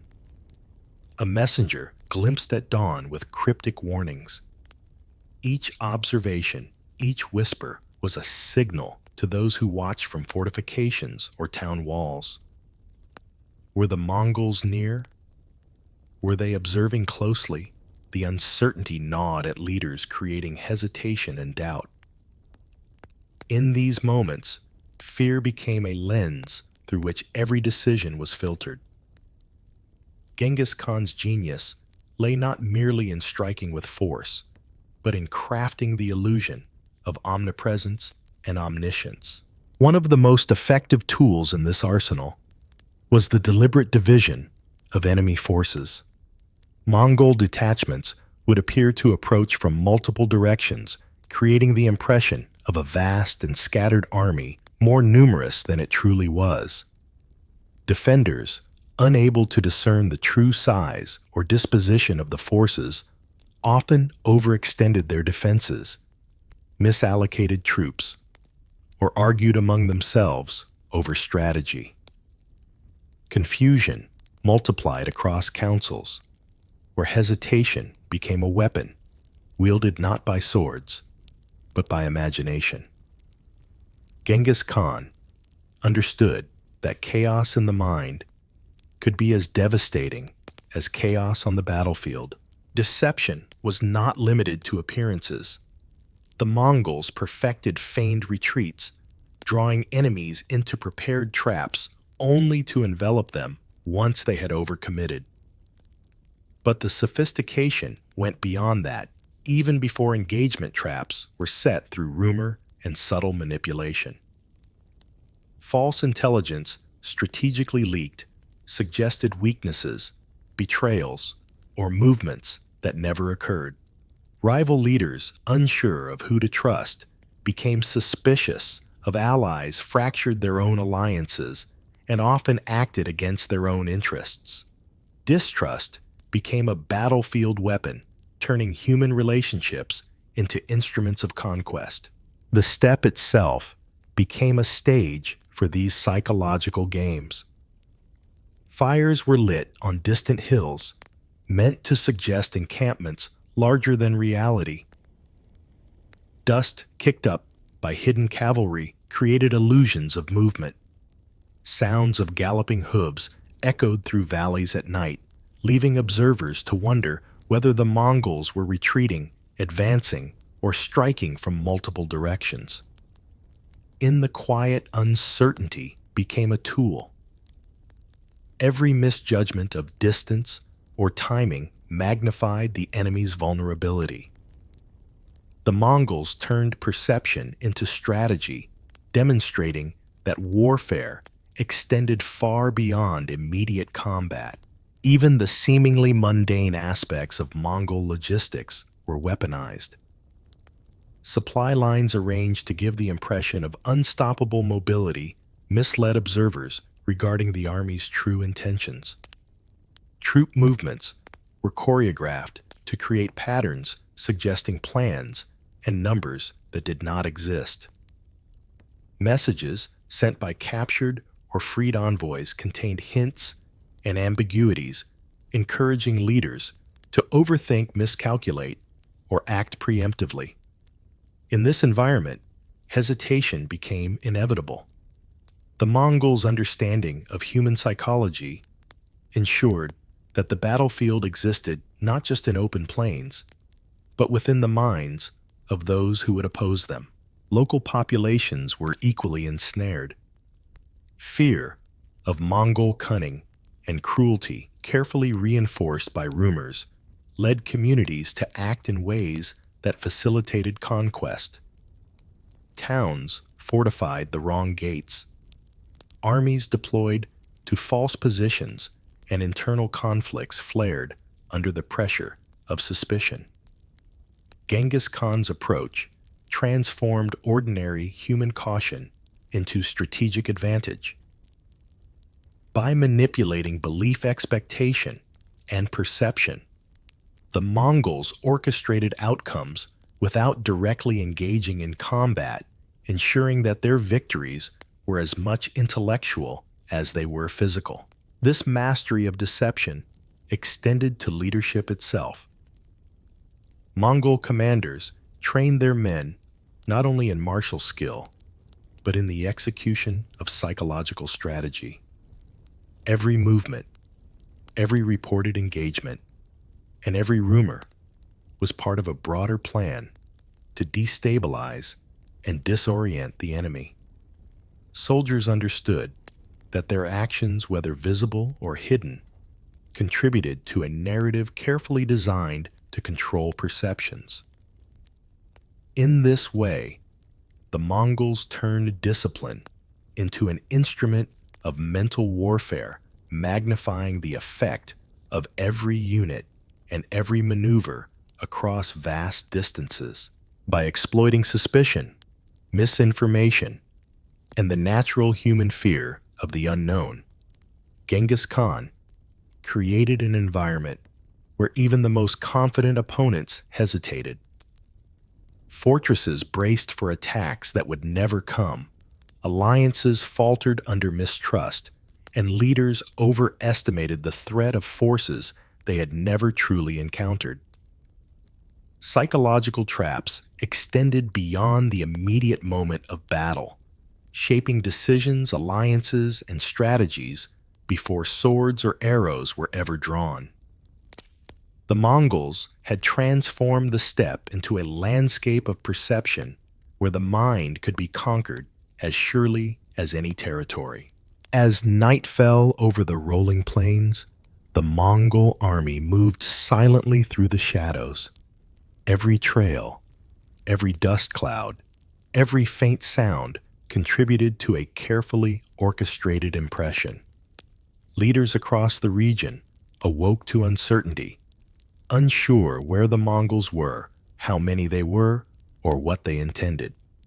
Fear, anticipation, and doubt became tools in themselves deployed with the same precision as any weapon. Genghis Khan's genius lay in recognizing that conquest was not merely a physical endeavor, but a strategic manipulation of reality and belief, turning psychology into power. As the Mongol army advanced, the consequences of their psychological traps became unmistakable. Fortress gates were left partially open. Garrisons stood idle, uncertain where to position their forces. Messages from allies carried hesitancy, reports muddled by fear and distrust. Leaders faced with conflicting intelligence second-guessed their own judgment. In the absence of clarity, mistakes multiplied. Genghis Khan's intricate webs of misinformation ensured that confusion became the enemy's constant companion. By the time his cavalry appeared in force, the mental erosion of opposition had already begun. One by one, cities that might have resisted crumbled under the weight of uncertainty. Generals overestimated the size of approaching detachments. Fortifications were undermanned, and strategic reserves were deployed to phantom threats. Internal rivalries surfaced, amplified by the Mongols' deliberate manipulation of perception. Suspicion poisoned councils, causing arguments and indecision at precisely the moments when unity was most critical. Fear cultivated over days and weeks was now manifesting in tangible failures, missed opportunities, fractured alliances, and poorly executed defensive maneuvers. The Mongols capitalized ruthlessly on these errors. Feigned retreats lured opposing forces into ambushes, but the most devastating victories were those won without a single arrow fired. Entire cities surrendered upon hearing exaggerated reports of nearby devastation. Governors and commanders, convinced that resistance was hopeless, chose negotiation or tribute over confrontation. By controlling what the enemy believed, Genghis Khan reduced the physical cost of conquest while amplifying the psychological impact. Each capitulation reinforced the legend of invincibility, feeding back into the cycle of fear and anticipation. Even experienced military minds were ensnared. Observers of the Mongols' approach recorded their frustration at overestimating the army's presence, misinterpreting movements, and failing to anticipate feints. Panic could emerge from the smallest incident, a flicker of a distant fire, a dust cloud on the horizon magnified by expectation and rumor. The Mongols understood that perception could be weaponized, and that human psychology, when manipulated with patience and precision, could achieve results far beyond the reach of conventional arms. The battlefield existed first in thought, then in reality. The use of misinformation extended to the very fabric of enemy communications. Captured messengers, released with altered reports, carried false intelligence that redirected troop movements and created tension between allies. Rivals were made to suspect each other of treachery, and alliances that might have formed crumbled under suspicion. By controlling both the narrative and the movement of information, Genghis Khan ensured that the enemy acted according to Mongol design, often without ever confronting the true size or intention of the army. Minds were trapped as surely as cities. Local populations, too, were drawn into the net. Villages fortified incorrectly, farmers hid or fled, and minor leaders acted independently out of fear. The Mongols' reputation for ruthlessness was deliberately cultivated, and the resulting terror multiplied their influence. Psychological dominance ensured that even those untouched by direct violence internalized the consequences of resistance.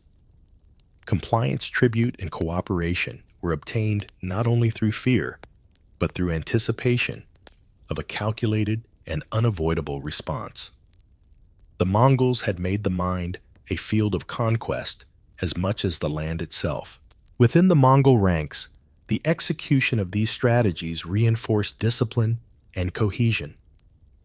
Soldiers were not only warriors, but instruments of manipulation, carrying out movements, patrols, and signals designed to project size, speed, and omnipresence. Feints were performed with the precision of a choreographed dance, while scouts and messengers ensured that each act of misdirection had its intended impact. The Mongol army became an organism whose physical and psychological components were inseparable, a force whose power extended far beyond its immediate location. The culmination of these tactics was often swift and decisive. Cities surrendered with minimal resistance. Armies disbanded under internal strife. Rival leaders fled unsure whom to trust. The Mongols' mastery of perception ensured that physical engagement occurred only when it was entirely advantageous. In effect, Genghis Khan had turned human cognition into a battlefield shaping decisions, allegiances, and outcomes without relying solely on brute force. His victories were mental as well as physical, and his understanding of fear, rumor, and manipulation transformed the very nature of conquest. As twilight settled across the plains, the Mongol army advanced again, invisible in its reach, yet omnipresent in the minds of those who watched from afar.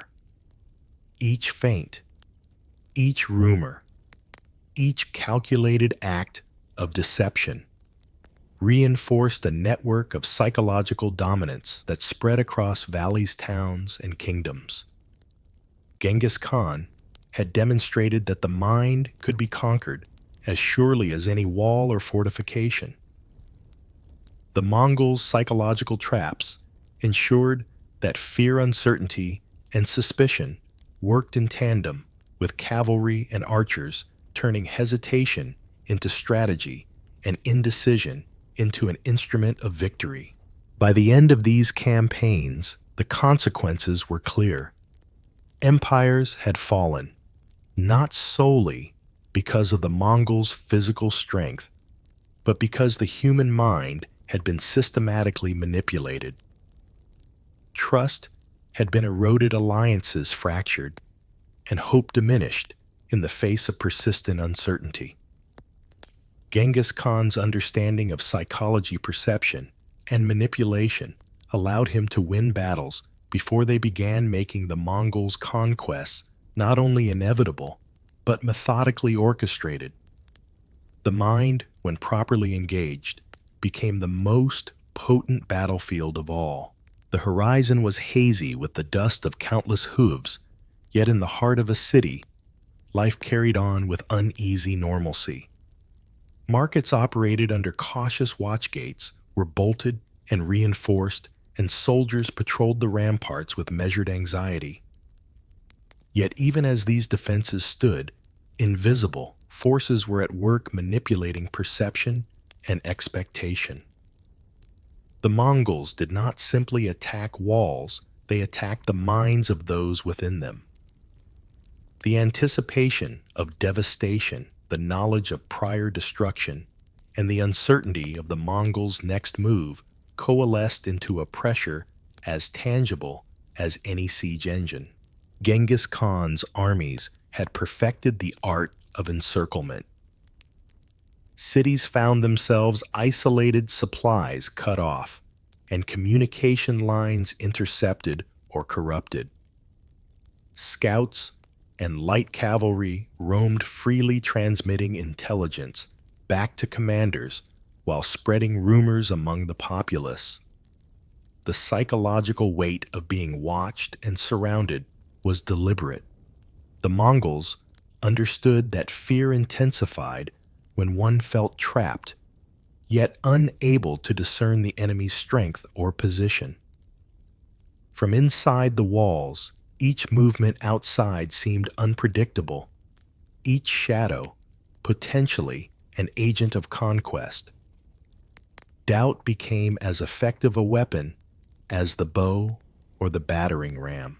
Starvation was deployed not only as a means of physical coercion, but as a psychological tool.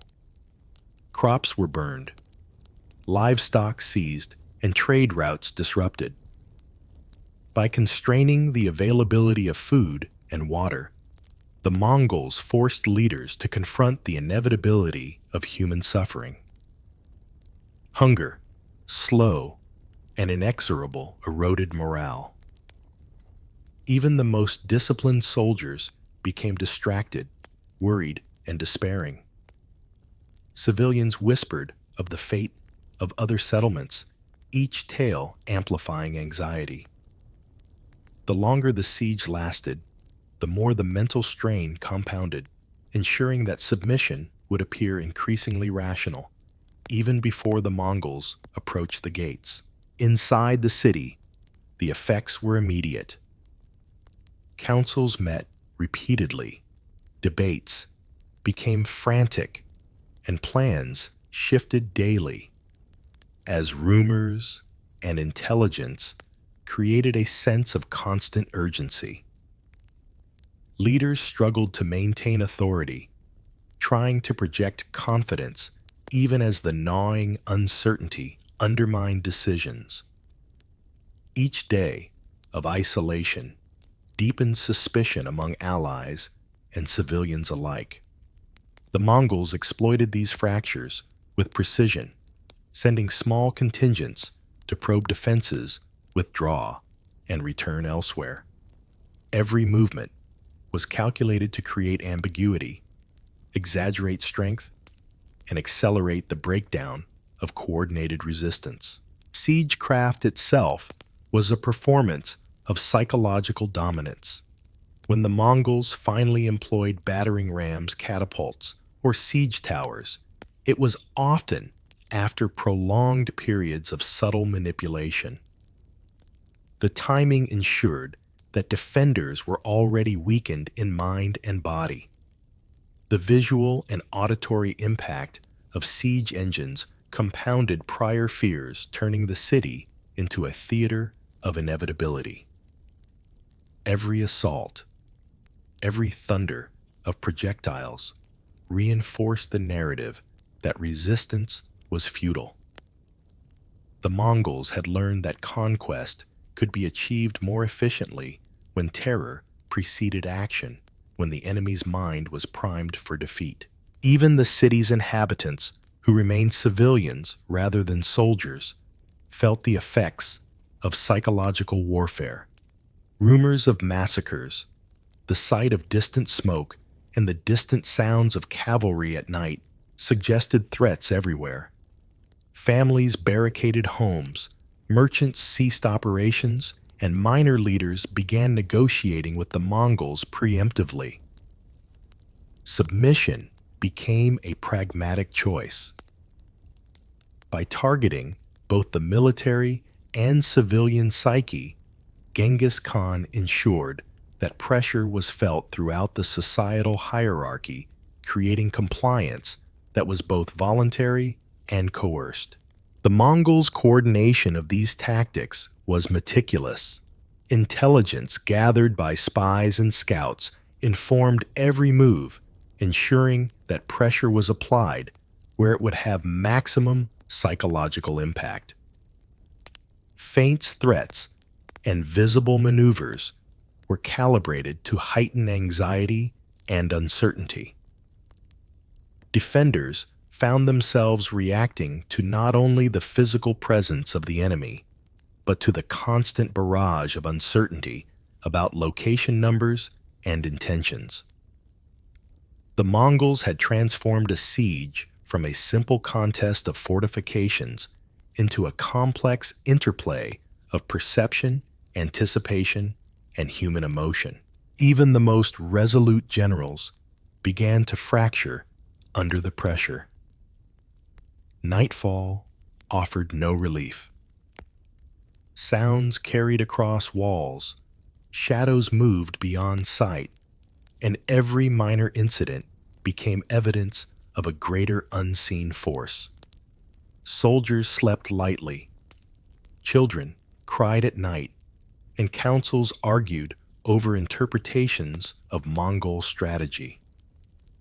Genghis Khan had ensured that every element of daily life inside the city reinforced fear and doubt. Physical walls offered little protection. Mental fortifications were under siege long before archers fired a single arrow. This psychological dimension extended beyond any single city. Neighboring towns and fortresses observed the unfolding siege, interpreting the signs and anticipating similar tactics. News of isolated communities surrendering, rumors of starvation, and stories of Mongol cunning circulated widely. The Mongols' influence grew exponentially, not only through direct action, but through the anticipation and replication of their methods across the region. Fear became a network, spreading faster than mounted couriers and undermining resistance before the army arrived. As dawn approached on the steppe, the Mongols readied themselves for the next phase. Engineers inspected siege engines. Scouts updated reports, and commanders reviewed the psychological maps of their targets. Every act was designed to maximize pressure while minimizing risk. By blending physical force with strategic terror, the Mongols ensured that when they finally struck, victory was almost preordained. The enemy's mental state, eroded over days and weeks, was now the decisive factor. The siege had become an extension of psychological warfare, a theater in which the mind suffered long before the body. The city walls trembled not only under the strikes of catapults, but under the invisible hammer of fear and deprivation. Days turned into weeks, and the slow erosion of supplies gnawed at morale. The defenders, once confident in their fortifications, now counted each loaf of bread, each measure of grain, each drop of water with anxiety sharpened by dread. Hunger became a relentless companion, a constant reminder that survival was slipping beyond reach. The Mongols did not merely starve bodies, they starved hope, and in doing so, fractured the will to resist. Families in the city endured the pressure differently than soldiers. Children cried quietly in darkened homes, elders whispered of surrender, and neighbors cast suspicious glances at one another. Hunger amplified paranoia. Rumors of spies and traitors spread quickly, intentionally, encouraged by the Mongols' prior manipulations. Even acts of kindness were questioned, friendships strained, and loyalties tested. The Mongols understood that isolation and scarcity magnified human fear, transforming simple discomfort into a psychological weapon as devastating as any siege engine. Councils of generals and governors became exercises in tension. Every decision carried amplified consequences. Every recommendation second-guessed, every report analyzed for hidden meaning. Misinformation, previously sown, now bore fruit. Troop deployments were mismanaged, defensive priorities conflicted, and disagreements escalated into outright argument. The Mongols' brilliance lay not just in their capacity to strike, but in their capacity to make the enemy doubt itself. By the time an engagement occurred, the defenders had already weakened themselves through fear, mistrust, and indecision. On the walls, soldiers watched shadows anticipating assaults that might never come, their vigilance heightened by exhaustion and scarcity. Sleep became sporadic, focus waned, and tempers flared. Skirmishes, when they happened, were fought not only with arrows, but with the cumulative weariness of the human mind. Each failed attempt at resistance reinforced a growing sense of inevitability. The Mongols, patient and observant, waited for the moment when both body and spirit reached a breaking point. When that moment arrived, the conquest required little exertion, for the city had already surrendered in the minds of those defending it. Mongol engineers and siege specialists continued their preparations with meticulous care. They observed patterns of movement, listened to reports of internal strife, and coordinated attacks to maximize psychological pressure. Fires were set to distant buildings, creating the illusion of multiple simultaneous attacks. Siege engines were constructed within view of the defenders, suggesting unending preparation and inexhaustible capability. Every action was orchestrated to sustain anxiety, prolong stress, and create an impression of omnipresence. The defender's perception of inevitability became as powerful a tool as any weapon in the Mongols' arsenal. As provisions dwindled, desperation seeped into the streets. Civilians attempted negotiations, offering valuables, promises of allegiance, and even hostages. The Mongols accepted or rejected these overtures strategically, ensuring that the perception of choice remained, but that every path led to the same outcome. Capitulation, while appearing voluntary, was the product of carefully guided psychological pressure. The Mongols had engineered a scenario where resistance was a trap, and submission an escape from a nightmare of uncertainty and deprivation. The psychological toll extended beyond immediate fear. Leaders contemplated strategies for surrender that might save face or preserve some authority, while soldiers balanced loyalty against the unbearable strain of hunger and stress. Families petitioned local commanders to negotiate terms, adding human emotion to the strategic calculations. Every plea, every rumor, every subtle signal was observed by Mongol scouts who reported back to Genghis Khan's commanders.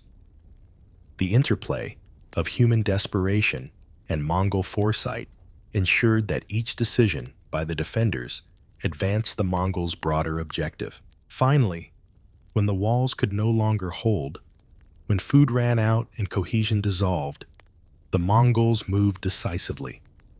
The gates opened not under the force of battering rams alone, but under the compounded weight of weeks of mental and physical attrition. Cities fell with minimal resistance, their people exhausted, fearful, and demoralized.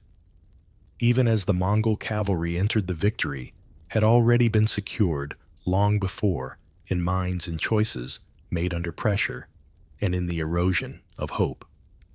Hunger had become a weapon, and fear its amplification. The lessons extended far beyond the siege. Nearby towns observed learning from the fates of those who resisted. Stories of empty granaries, frayed nerves, and fractured commands circulated widely. The Mongol strategy created an anticipatory fear that spread faster than horses or messengers could ride. In this way, their influence multiplied exponentially, turning each successful siege into a demonstration of both martial and psychological supremacy.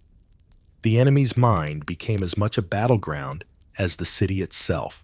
As the Mongol army prepared to move on, supplies replenished from captured resources, scouts were already observing new targets. Knowledge gained during each siege informed the next. Commanders adjusted strategies not only to terrain, but to the human responses observed, refining the art of psychological pressure. Starvation and isolation, fear and rumor had proven their value repeatedly, confirming that conquest extended beyond swords and arrows. The Mongols had created a template for victory that relied on the subtle manipulation of perception, patience, and an understanding of the human psyche that few armies could match. By the end of each campaign, the Mongols' method was unmistakable. Victory was rarely accidental. Resistance crumbled not only because of superior tactics or ferocity, but because the Mongols had mastered the mind as a battlefield. Every siege, every encirclement, every calculated deprivation reinforced the psychological doctrine that Genghis Khan had developed to conquer without unnecessary bloodshed, to win before the first arrow flew, and to ensure that fear and uncertainty served as instruments of domination across an entire region. The weight of hunger had become as decisive as the weight of steel. In the vast expanses of the steppe, the Mongol army moved with precision. But it was not merely the strength of their cavalry that made them formidable. Their greatest advantage lay in the information they gathered, the secrets they unearthed, and the narratives they controlled. Scouts and spies were the unseen vanguard, slipping into towns and settlements, blending with locals, observing movements, counting soldiers, noting supplies, and recording habits. Every village, every marketplace, every distant outpost could become a source of intelligence, feeding the larger machinery of war. Genghis Khan understood the value of knowledge as a weapon equal to bow and arrow. He instructed his commanders to treat information as a currency valuable to be collected, traded, and deployed strategically. Spies were trained not only to observe, but to mislead, creating a dual function of intelligence gathering and psychological disruption. Their presence was subtle, yet their influence profound. A single rumor, a misreported count of troops, a distorted story of Mongol ferocity could ripple through enemy ranks, altering plans and breaking morale without a single skirmish. Misinformation was carefully crafted. Villages that resisted were subjected to stories exaggerating the size and cruelty of the approaching army.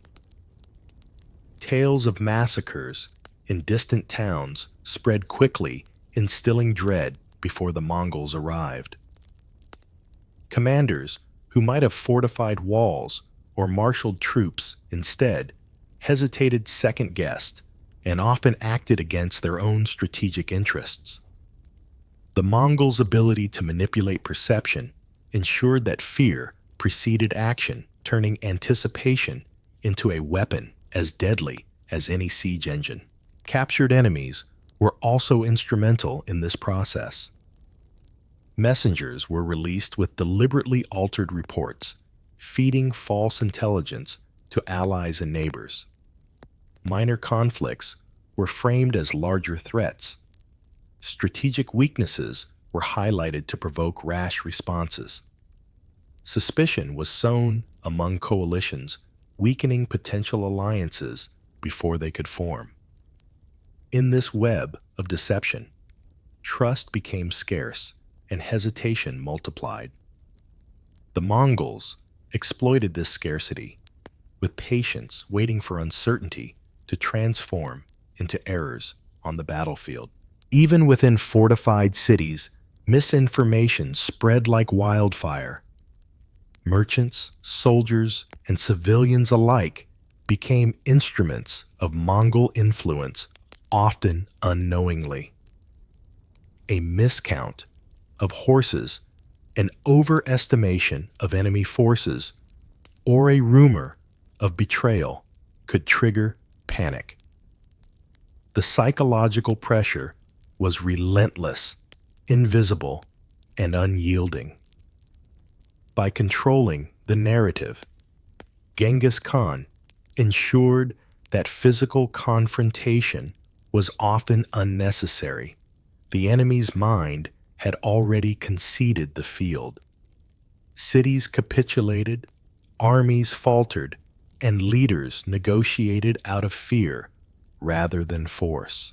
The Mongols' intelligence network was expansive, operating across hundreds of miles of terrain. Scouts traversed plains, deserts, and mountains, observing movements and relaying information swiftly to central command. Information flowed like water, converging in the hands of strategists who interpreted it with remarkable precision. Every act of espionage, every observation, every rumor collected was a thread in a vast tapestry of psychological warfare. Genghis Khan's success depended as much on this invisible web as on the visible hammer of cavalry and archers. Agents of deception were also deployed proactively. False signals, staged movements, and carefully calculated raids created the impression of overwhelming numbers. Towns misjudged the size and speed of Mongol detachments, overreacted, and often made decisions advantageous to the invaders. The art of misinformation extended beyond simple lies. It encompassed timing, visibility, and the psychological state of those receiving the information. The Mongols manipulated not just facts, but perception, turning fear into a decisive strategic asset. The scope of this network reached beyond immediate military objectives. Diplomatic correspondence was intercepted. Leaders were misled regarding alliances, and even potential adversaries far removed from the front lines were influenced. Knowledge became a tool to anticipate resistance, predict movements, and create conditions for surrender without conflict. Cities and armies were often defeated before engagement because the Mongols had orchestrated a perception of inevitability, making resistance appear both futile and dangerous. Even those who tried to verify information were ensnared. Contradictory reports, confusing movements, and intentional misdirection forced leaders to question their own judgment. Every attempt to reconcile facts became a labyrinth, slowing decision-making and amplifying indecision. The Mongols exploited these cognitive traps expertly, ensuring that hesitation and doubt became as powerful as swords in battle. Their mastery of human perception, patience, and calculation transformed the act of war into an exercise of control over mind and morale. Within the Mongol ranks, the execution of these strategies reinforced discipline and understanding. Soldiers were briefed not only on tactics, but on psychological objectives. A patrol, a feigned withdrawal, or a seemingly trivial movement could have outsized impact if timed to exploit enemy fears. This awareness created a force that operated as a cohesive instrument of both physical and mental warfare. Each warrior was not just a combatant, but a participant in a campaign of perception, shaping events long before the first arrow flew. As night fell across the steppe, scouts returned to command tents, delivering intelligence that had already begun to reshape the battlefield.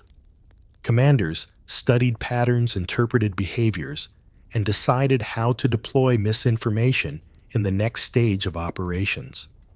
The Mongols' meticulous approach ensured that their advantage extended far beyond the immediate battlefield. Psychological dominance preceded physical dominance, guaranteeing that the momentum of fear would carry through each engagement. Minds were conquered in advance, and the actual battles often became a mere formality. By the end of any campaign, the efficacy of this network was undeniable. Cities surrendered with minimal resistance, alliances faltered under pressure, and entire regions submitted to Mongol control without extensive bloodshed. The sophistication of espionage and misinformation allowed Genghis Khan to achieve what few generals could control: not only the land, but the perception of it, steering human behavior as surely as he steered cavalry across the plains. Knowledge, manipulation, and foresight became instruments as lethal as the bowspear or sword. The Mongols' spies and scouts were more than observers. They were architects of perception. Each piece of intelligence gathered was a brushstroke in a deliberate painting of inevitability. Leaders, soldiers, and civilians alike absorbed fragments of truth mixed with careful distortion. One messenger might report that a city had fallen, another that a detachment of Mongols was far larger than it truly was, and yet another that alliances were crumbling. These threads, woven together, created a tapestry of fear that few could unravel. Cities often surrendered not because of direct assault, but because of the stories that preceded the army's arrival. Towns heard of distant massacres, of entire garrisons annihilated without mercy, and of neighboring villages submitting in desperation. The Mongols made sure these accounts were visible, tangible, and consistent. Smoke from burned fields, abandoned homes, and captured banners were all evidence to confirm the narrative being spread. People began to internalize what they believed was inevitable: that resistance would bring ruin, that survival lay only in submission. Misinformation was not passive, it was dynamic. The Mongols adjusted their stories and actions based on reactions observed through scouts. If a town fortified heavily after hearing exaggerated accounts of Mongol strength, A feigned retreat elsewhere would reinforce the belief that Mongols were omnipresent and undefeatable. If panic began to spread in a region, small raids could escalate fears, confirming the worst suspicions. Every choice was a calculated move in a chess game of perception, with the ultimate goal of winning without unnecessary conflict. Even within the walls of fortified cities, psychological manipulation ran deep. Couriers sent between commanders often carried altered intelligence, suggestions of internal betrayal, exaggerated troop counts, and rumors of Mongol cruelty undermined confidence and coordination. Suspicion spread among allies and advisors, fracturing decision-making and creating hesitation. Generals found themselves debating the reliability of every message, unsure whether to trust their instincts or the accounts delivered by unseen adversaries. The Mongols thrived in this uncertainty. Entire campaigns were built upon these principles. Before engaging physically, the Mongols had already determined which cities would resist and which would surrender, based largely on how fear, misinformation, and observation shaped decision-making.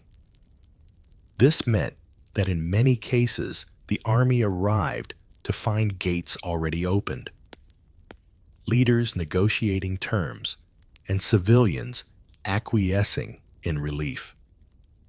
Battles were then fought not only on the field, but within minds, with victory often secured long before the first arrow or spear was launched. The Mongols' use of misinformation also extended to sowing discord among enemy coalitions. False reports of troop movements or betrayals between allies caused panic and mistrust. Cities that might have coordinated defenses found themselves suspicious of one another, preemptively weakening alliances. The Mongols rarely needed to strike all at once. Instead, they let doubt fracture potential resistance. By the time any direct engagement occurred, opponents were already mentally destabilized. Their strategic options narrowed and their unity fractured. Psychological dominance was reinforced through visible demonstrations of capability. The Mongols would occasionally deploy small units to showcase speed, discipline, and coordination, amplifying the impression of invincibility. From a distance, observers could not discern the actual size or composition of forces, only the perfection of execution. These displays were often synchronized with rumors of devastation elsewhere, creating a feedback loop in which fear validated misinformation. The impression of overwhelming power was as effective as any army in breaking willpower. Commanders inside cities, unsure of what was true and what was deception, faced impossible choices. Every strategic decision carried the risk of reinforcing Mongol narratives or accelerating their own downfall.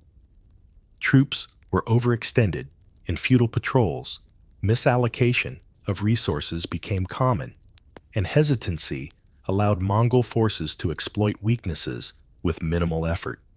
By turning uncertainty into a weapon, the Mongols reduced their reliance on brute force while maximizing psychological leverage. Mines, not walls, had become the primary battlefield. This manipulation extended to diplomacy. Envoys, hostages, and negotiators were deployed with intelligence already tailored to influence perception. Leaders were given selective truths, half-truths, and falsehoods, encouraging compliance while masking the Mongols' true intentions. Even those who believed they acted out of strategic choice were guided by an orchestrated flow of information. Through these means, Genghis Khan achieved a level of control rare in military history, shaping the enemy's decisions before engaging them directly. The results were staggering. Entire regions submitted to Mongol rule with minimal resistance. Armies disbanded in fear of confronting an enemy whose strength was exaggerated, whose cruelty was legendary, and whose strategic reach seemed boundless. Cities opened gates to avoid annihilation, preemptively negotiating terms that preserved lives while securing Mongol objectives. Each conquest reinforced the perception of inevitability, ensuring that future campaigns would be met with compliance rather than defiance. The Mongols' mastery of intelligence and deception had transformed the landscape of war. By the time the Mongols moved on to the next region, their psychological groundwork had already laid the path for conquest. Scouts were sent ahead, stories of devastation followed, and rumors spread through networks of communication. Fear was amplified, resistance weakened, and the terrain of the mind was as thoroughly mapped as the physical steppe. Victory was preordained not by brute force alone, but by the deliberate, meticulous shaping of perception. The Mongols had learned that controlling information was as decisive as controlling armies. As the sun dipped behind distant mountains, Mongol commanders reviewed intelligence and planned the next phase. Their spies returned with reports that shaped strategy, reinforced narratives, and ensured that their psychological advantage persisted. The Mongols understood that war was won in the spaces between reality and belief, where doubt, fear, and anticipation held sway. By dominating these spaces, they secured victories with minimal risk and maximal impact, leaving behind a legacy of psychological sophistication that few armies would ever match. The Mongol army was a force like no other, not merely because of its speed, its skill, or its weapons, but because of the order that held it together. Across the endless steppe, amidst the bluster of wind and the dust of the plains, discipline was both sword and shield. Soldiers awoke at dawn to routines as precise as the rotation of the stars, and each act, from the care of their mounts to the maintenance of their arms, was a thread in the vast web of military cohesion. There was no room for hesitation, and the consequences of failure were immediate and unforgiving. Genghis Khan understood that unity was forged as much by respect as it was by fear. Commanders were chosen for both competence and loyalty, and subordinates understood that obedience was survival. But obedience alone was insufficient. It had to be tempered by trust. Soldiers followed orders not simply to avoid punishment, but because they recognized the wisdom and foresight of their leaders.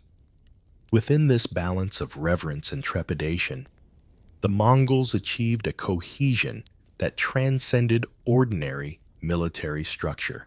The rules of engagement extended beyond the battlefield. Camps were organized meticulously. Horses tethered in rows, supplies accounted for, tents pitched with exacting care. Any deviation could endanger not just the individual, but the entire unit.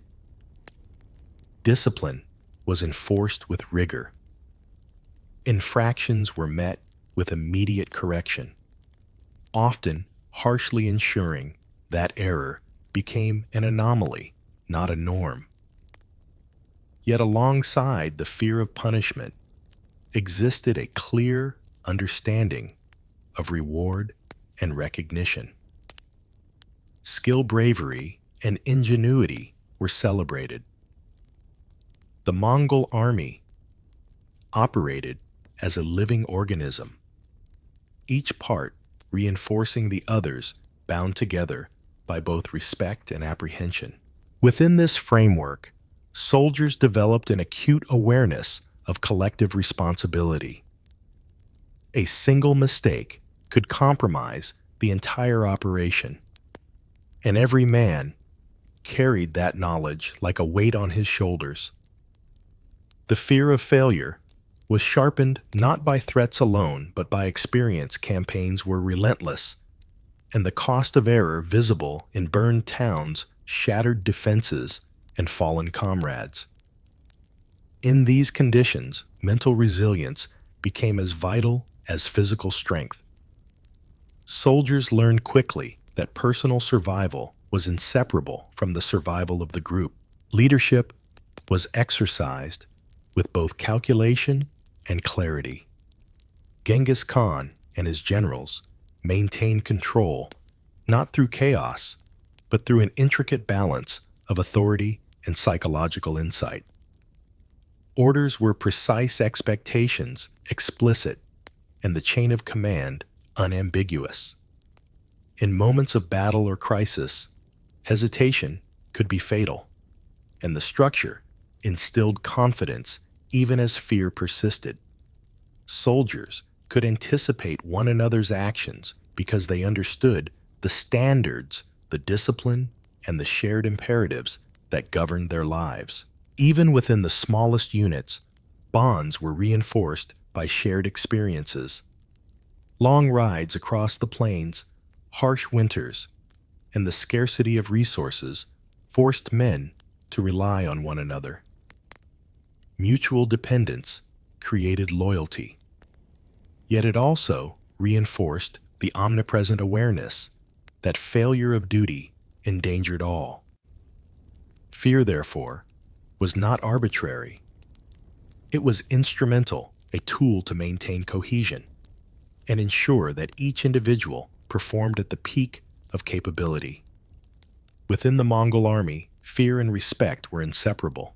The enforcement of discipline extended to moral codes and conduct. Plundering without command, desertion, or insubordination were met with swift and public consequence. Yet acts of valor, ingenuity, or resourcefulness were rewarded visibly. Soldiers understood that the system was fair in its execution, even if the methods were severe.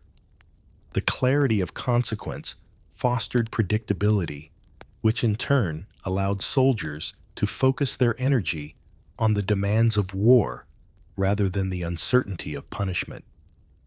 Fear became a structure, not chaos. Camaraderie grew within these boundaries. Shared hardship, triumph, and the knowledge that failure carried weight forged bonds deeper than simple friendship. Soldiers learned to trust not just their leaders, but their companions, knowing that each man's vigilance was vital. The Mongol army's psychological unity relied upon this interplay, fear as a reminder of the stakes, loyalty as a guarantee of mutual reliance, and respect as a reinforcement of purpose. Together, they created a force that could operate with astonishing coordination across vast distances. This unity was most evident in campaigns spanning hundreds of miles. Scouts and messengers moved ahead, supply lines stretched across barren landscapes, and detachments acted in concert without constant supervision. Such coordination required a shared understanding of discipline and a collective belief in the system. Any lapse could have disastrous consequences, and the Mongols ensured that each soldier internalized this responsibility. Fear was the instrument that maintained precision. Respect and trust ensured cohesion. Even in moments of apparent leisure, the psychological structure remained. Soldiers engaged in games, storytelling, and rituals, but each act reinforced hierarchy, discipline, and readiness. The line between rest and readiness was intentionally blurred, cultivating an environment in which vigilance persisted even in relaxation. This constant tension honed awareness and strengthened the bonds of unity ensuring that the Mongols remained prepared for sudden engagement ambush or strategic maneuver. At the heart of this cohesion lay an understanding of inevitability. Soldiers recognized the efficiency of their leaders, the superiority of their strategies, and the consequences of failure. Fear was not merely of punishment, it was fear of letting down comrades, of failing the mission, and of facing the unstoppable force of their own army when unprepared. In this environment, unity was both a psychological state and a practical necessity. It was forged through the combination of rigorous discipline, shared hardship, and the omnipresent weight of expectation. Thus, the Mongol army operated as more than a military machine.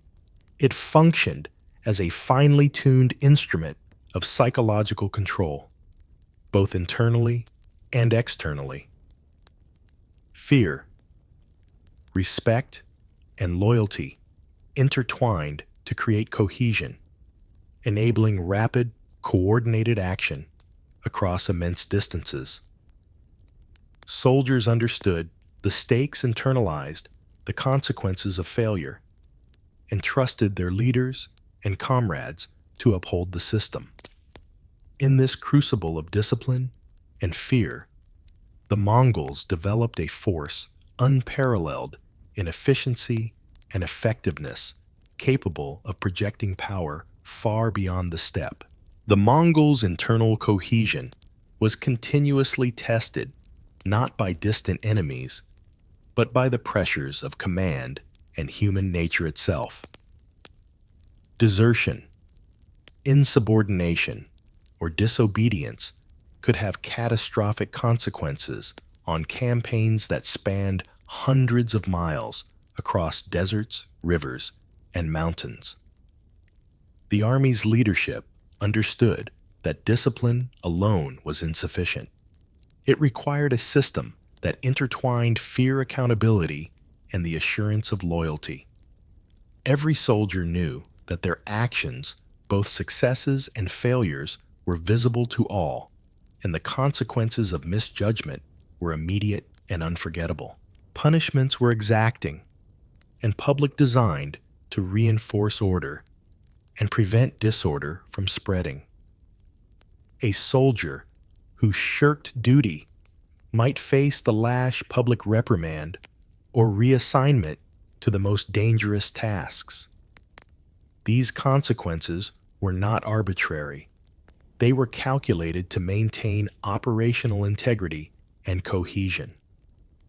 Yet alongside punishment existed the recognition of merit. Bravery, ingenuity, and diligence were rewarded openly, creating a dual system where fear of failure and pride in accomplishment coexisted. Soldiers understood that the Mongol hierarchy was not merely punitive, it was meritocratic in its expectations. The psychological power of this system extended beyond individual soldiers. Units learned to self-regulate, correcting errors before they escalated because each member internalized the collective responsibility of the group. Fear and respect became mechanisms of peer enforcement. Leaders relied on subordinate commanders to maintain standards, ensuring that the army operated as a cohesive organism even when distant detachments were out of immediate supervision. This decentralization of accountability allowed rapid response while preserving the uniformity of discipline across vast distances. Loyalty was carefully cultivated alongside fear. Soldiers recognized that obedience and cooperation were not solely about survival. They were about belonging to a force greater than any individual. Shared hardship and victories reinforced a sense of purpose, and fear of disappointing comrades was as compelling as the fear of punishment. Within this framework, Loyalty became a form of psychological insurance.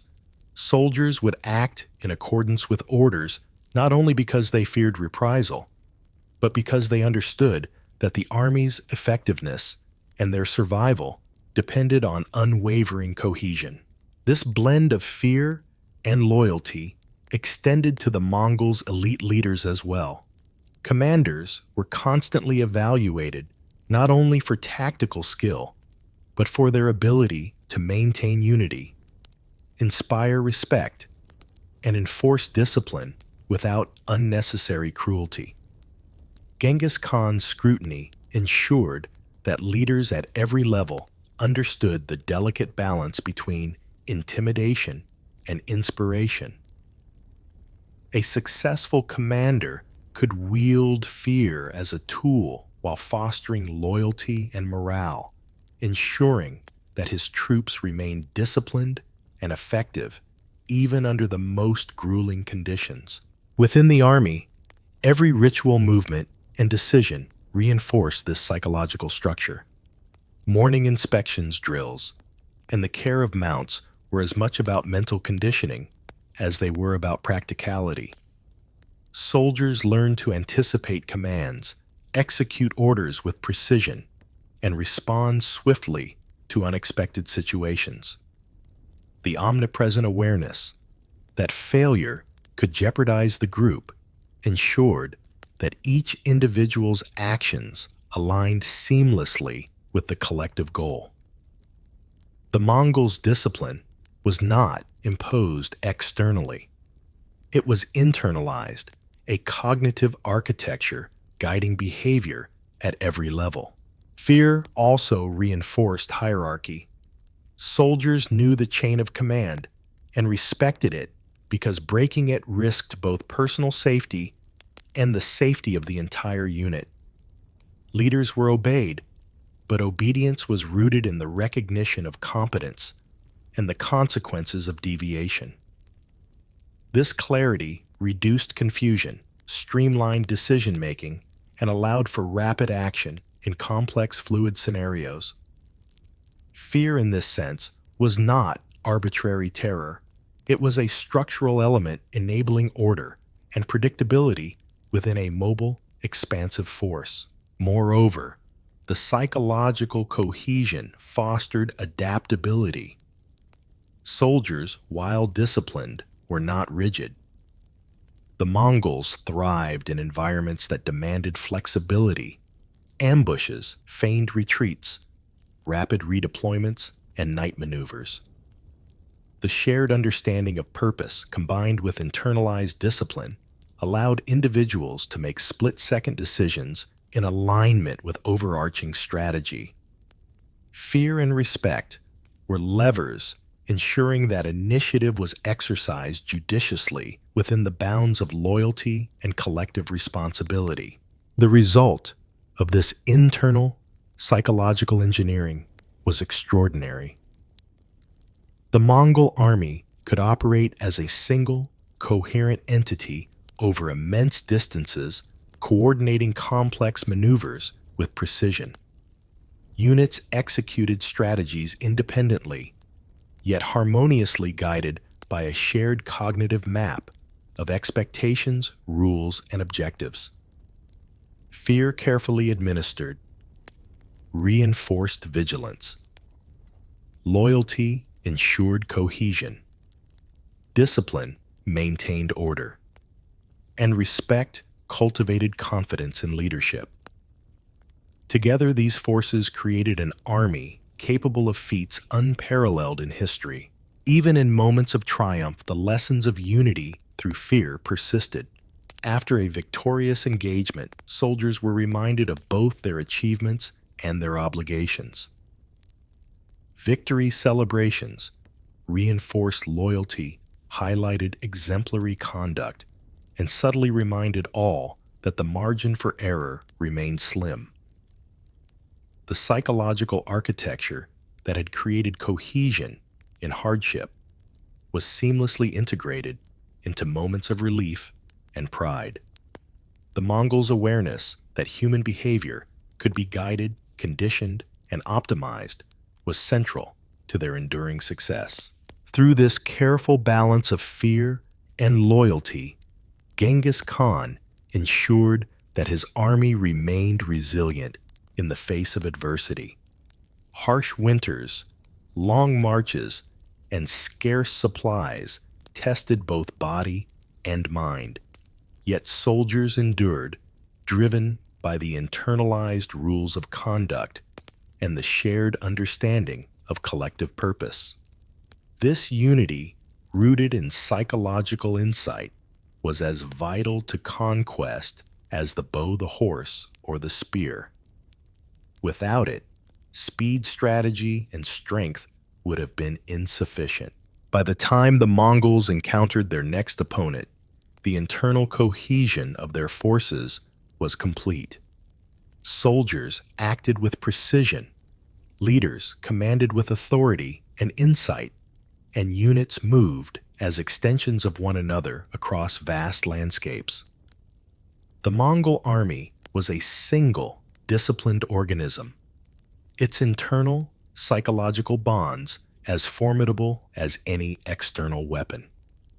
Fear and loyalty, intertwined, created an engine of conquest whose power reverberated across continents and generations.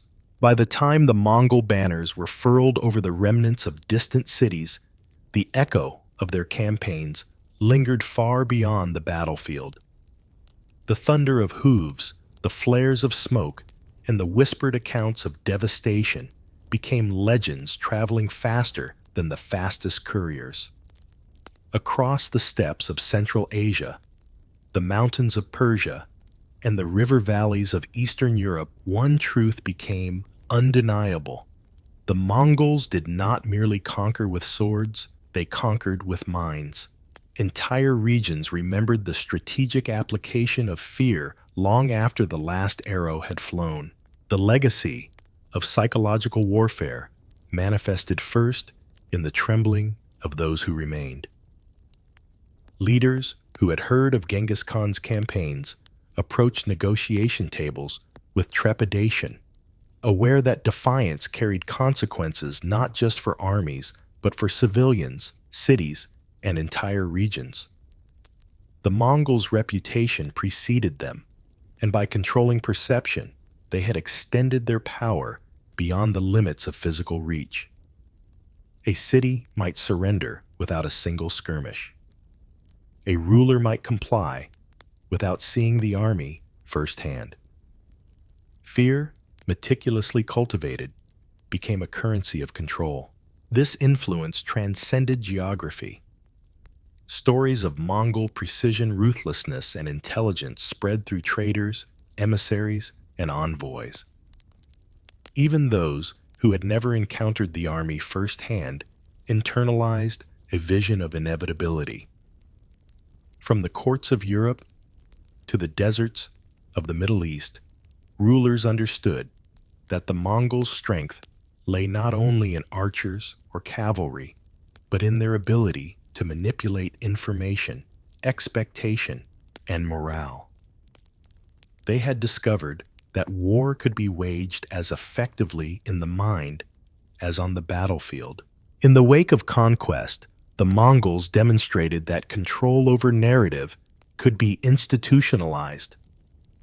The use of messengers, spies, and carefully orchestrated demonstrations of force created a network of psychological influence that functioned as reliably as any military garrison.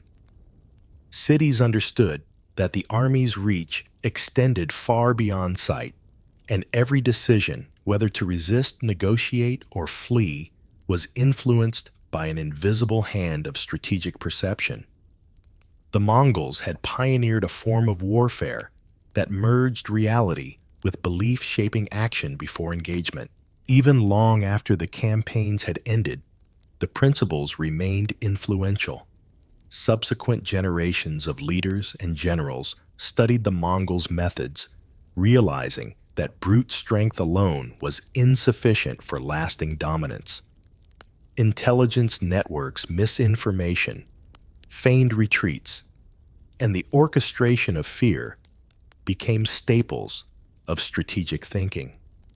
In Asia, Europe, and the Middle East, armies adapted these lessons to their own contexts, proving that the Mongols' innovations in psychological control had enduring relevance. Fear carefully administered could dictate outcomes as decisively as a spear or arrow. The psychological impact also shaped alliances and diplomacy. Neighboring states, aware of the Mongols' capabilities, often negotiated preemptively, offering tribute or support rather than risk confrontation. Treaties were influenced by perception as much as by force, and rulers calculated their responses based on the legends circulating about Mongol campaigns. This subtle yet powerful form of dominance underscored the intelligence of Genghis Khan's strategy. By mastering the mind as thoroughly as the battlefield, he extended control without expending unnecessary bloodshed. The legacy of psychological warfare was not limited to external enemies. Within the Mongol army itself, the cultivation of fear, loyalty, and respect had set a template for military organization. Commanders understood that discipline and morale were intertwined, and that internal cohesion was essential for the effective projection of power. The careful management of perception, both within the army and among opponents, ensured that Mongol forces operated as a cohesive entity capable of executing complex strategies across hundreds of miles of varied terrain. Even in conquered territories, the memory of Mongol strategy persisted. Cities reconstructed, populations resettled, and rulers adapted to new administrations, yet the stories of Mongol ingenuity and psychological manipulation endured. Every rumor of ruthless efficiency, every tale of strategic deception, reinforced the lesson that survival depended upon understanding both the tangible and intangible forces at play. The Mongols had etched into history a model of dominance where intelligence, perception, and psychological acumen were weapons equal to any bow or sword. Across time and space, the Mongols' techniques influenced military doctrine. Commanders who followed studied the interplay of fear, misinformation, and perception. They observed how the threat of violence could achieve objectives without direct engagement, how controlling information could fracture alliances, and how demonstrating power strategically could subdue populations. The Mongols had demonstrated a form of universal strategy. The mind could be as potent a battlefield as the earth and sky, the cavalry, and the walls of fortified cities. By the close of Genghis Khan's campaigns, the psychological landscape of Eurasia had been irrevocably altered. The Mongols' victories were not solely measured in conquered territories or casualties inflicted, but in the permanent awareness of their methods. From the steppes to the Mediterranean, from Persia to the fringes of Europe, rulers and populations alike carried forward the understanding that perception could be weaponized, that fear could be systematized, and that information carefully controlled could achieve results as decisive as any army. Even centuries later, historians and strategists reflected upon the Mongols' genius. They saw in every feigned retreat, in every coordinated rumor, and in every calculated act of intimidation, a lesson in the orchestration of psychological dominance. The legacy of these campaigns endured not only in maps of conquest, but in the very principles of leadership, military strategy, and diplomacy. The Mongols had transformed the concept of warfare, proving that controlling hearts and minds could be as powerful as controlling territory.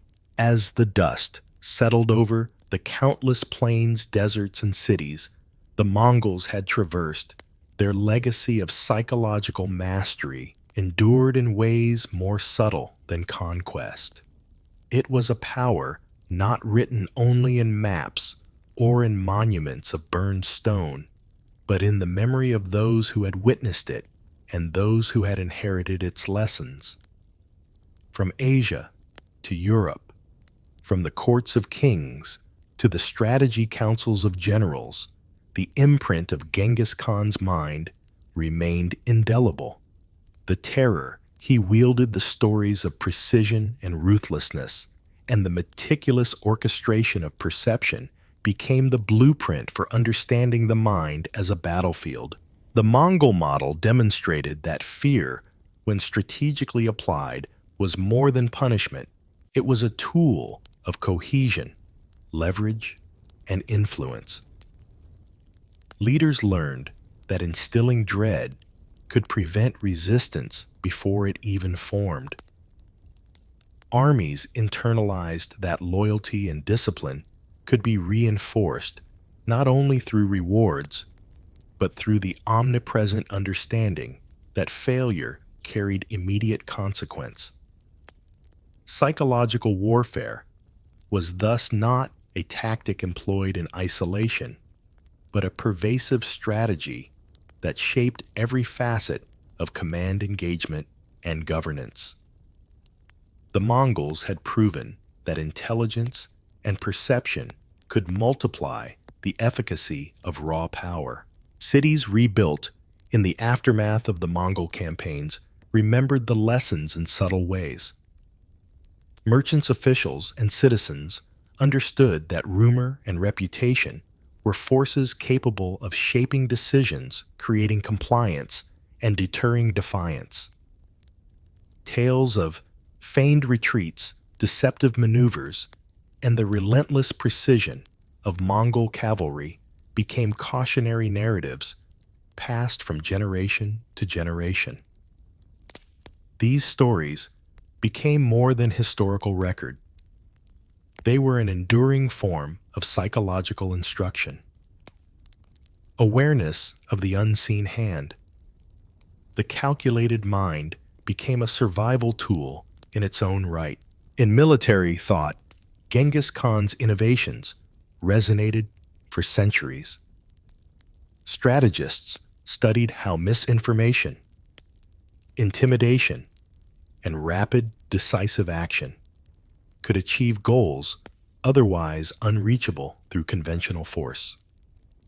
Feigned weaknesses, controlled panic, and the deliberate manipulation of expectation became hallmarks of campaigns long after the steppe horses had vanished. The Mongols had codified fear as an instrument trust, as a mechanism, and cohesion as a weapon, a synthesis that challenged conventional notions of power. History would come to recognize that the mightiest conquest was often over perception itself. Yet the psychological legacy was not solely a matter of fear. It was also a demonstration of unity, loyalty, and trust within a disciplined force. The Mongol army's internal cohesion was inseparable from its external projection of power. Leaders fostered respect alongside intimidation, ensuring that fear never descended into chaos. Soldiers internalized purpose, understanding that their actions directly influence the survival and success of the collective. The lessons were timeless unity under disciplined leadership, coupled with strategic mastery of perception, created a force capable of remarkable endurance and adaptability. And so, as we look back over the sweep of Genghis Khan's campaigns, the shadow of his influence extends beyond the devastation he wrought. It touches the principles of leadership, the study of human behavior in conflict, and the enduring truth that minds can be as vital a battlefield as any plain river or fortress. The Mongols' greatest conquest was not measured in miles of territory alone, but in the transformation of understanding how fear, respect, and perception could dictate the course of history itself. They left the world with a lesson that resonates through centuries, a reminder of the profound power of strategic psychological mastery. As we bring this journey to a close, imagine the steppe at dawn once more, the rolling plains, the dust rising from hooves, the distant banners fluttering in the wind. These images are more than history. They are the embodiment of intellect and instinct intertwined, a testament to what can be achieved when the mind is as disciplined as the sword arm, as calculated as the arrow's flight. The Mongols have passed into legend, but their psychological imprint remains echoing in every story of strategy, resilience, and the intricate art of warfare. If you have traveled with us across the steppe, through the shadow of fear, and into the minds of warriors whose influence shaped continents, we invite you to continue this journey. Remember, history is not only in the past, it lives in the lessons we carry forward, in the decisions we make, and in the stories we share. By understanding the Mongols, we understand the profound complexity of human strategy, of psychological mastery, and of leadership under pressure. If this exploration has brought you insight, intrigue, or a new perspective on history, we encourage you to like this video, share it with fellow history enthusiasts, and subscribe for more cinematic journeys into the past. Each story we uncover is an opportunity to witness the ingenuity, courage, and cunning that shaped our world, and your support helps bring these stories to life with the depth and detail they deserve. Join us as we continue to traverse the landscapes of history, where every battlefield has a lesson, and every shadow carries a story waiting to be told.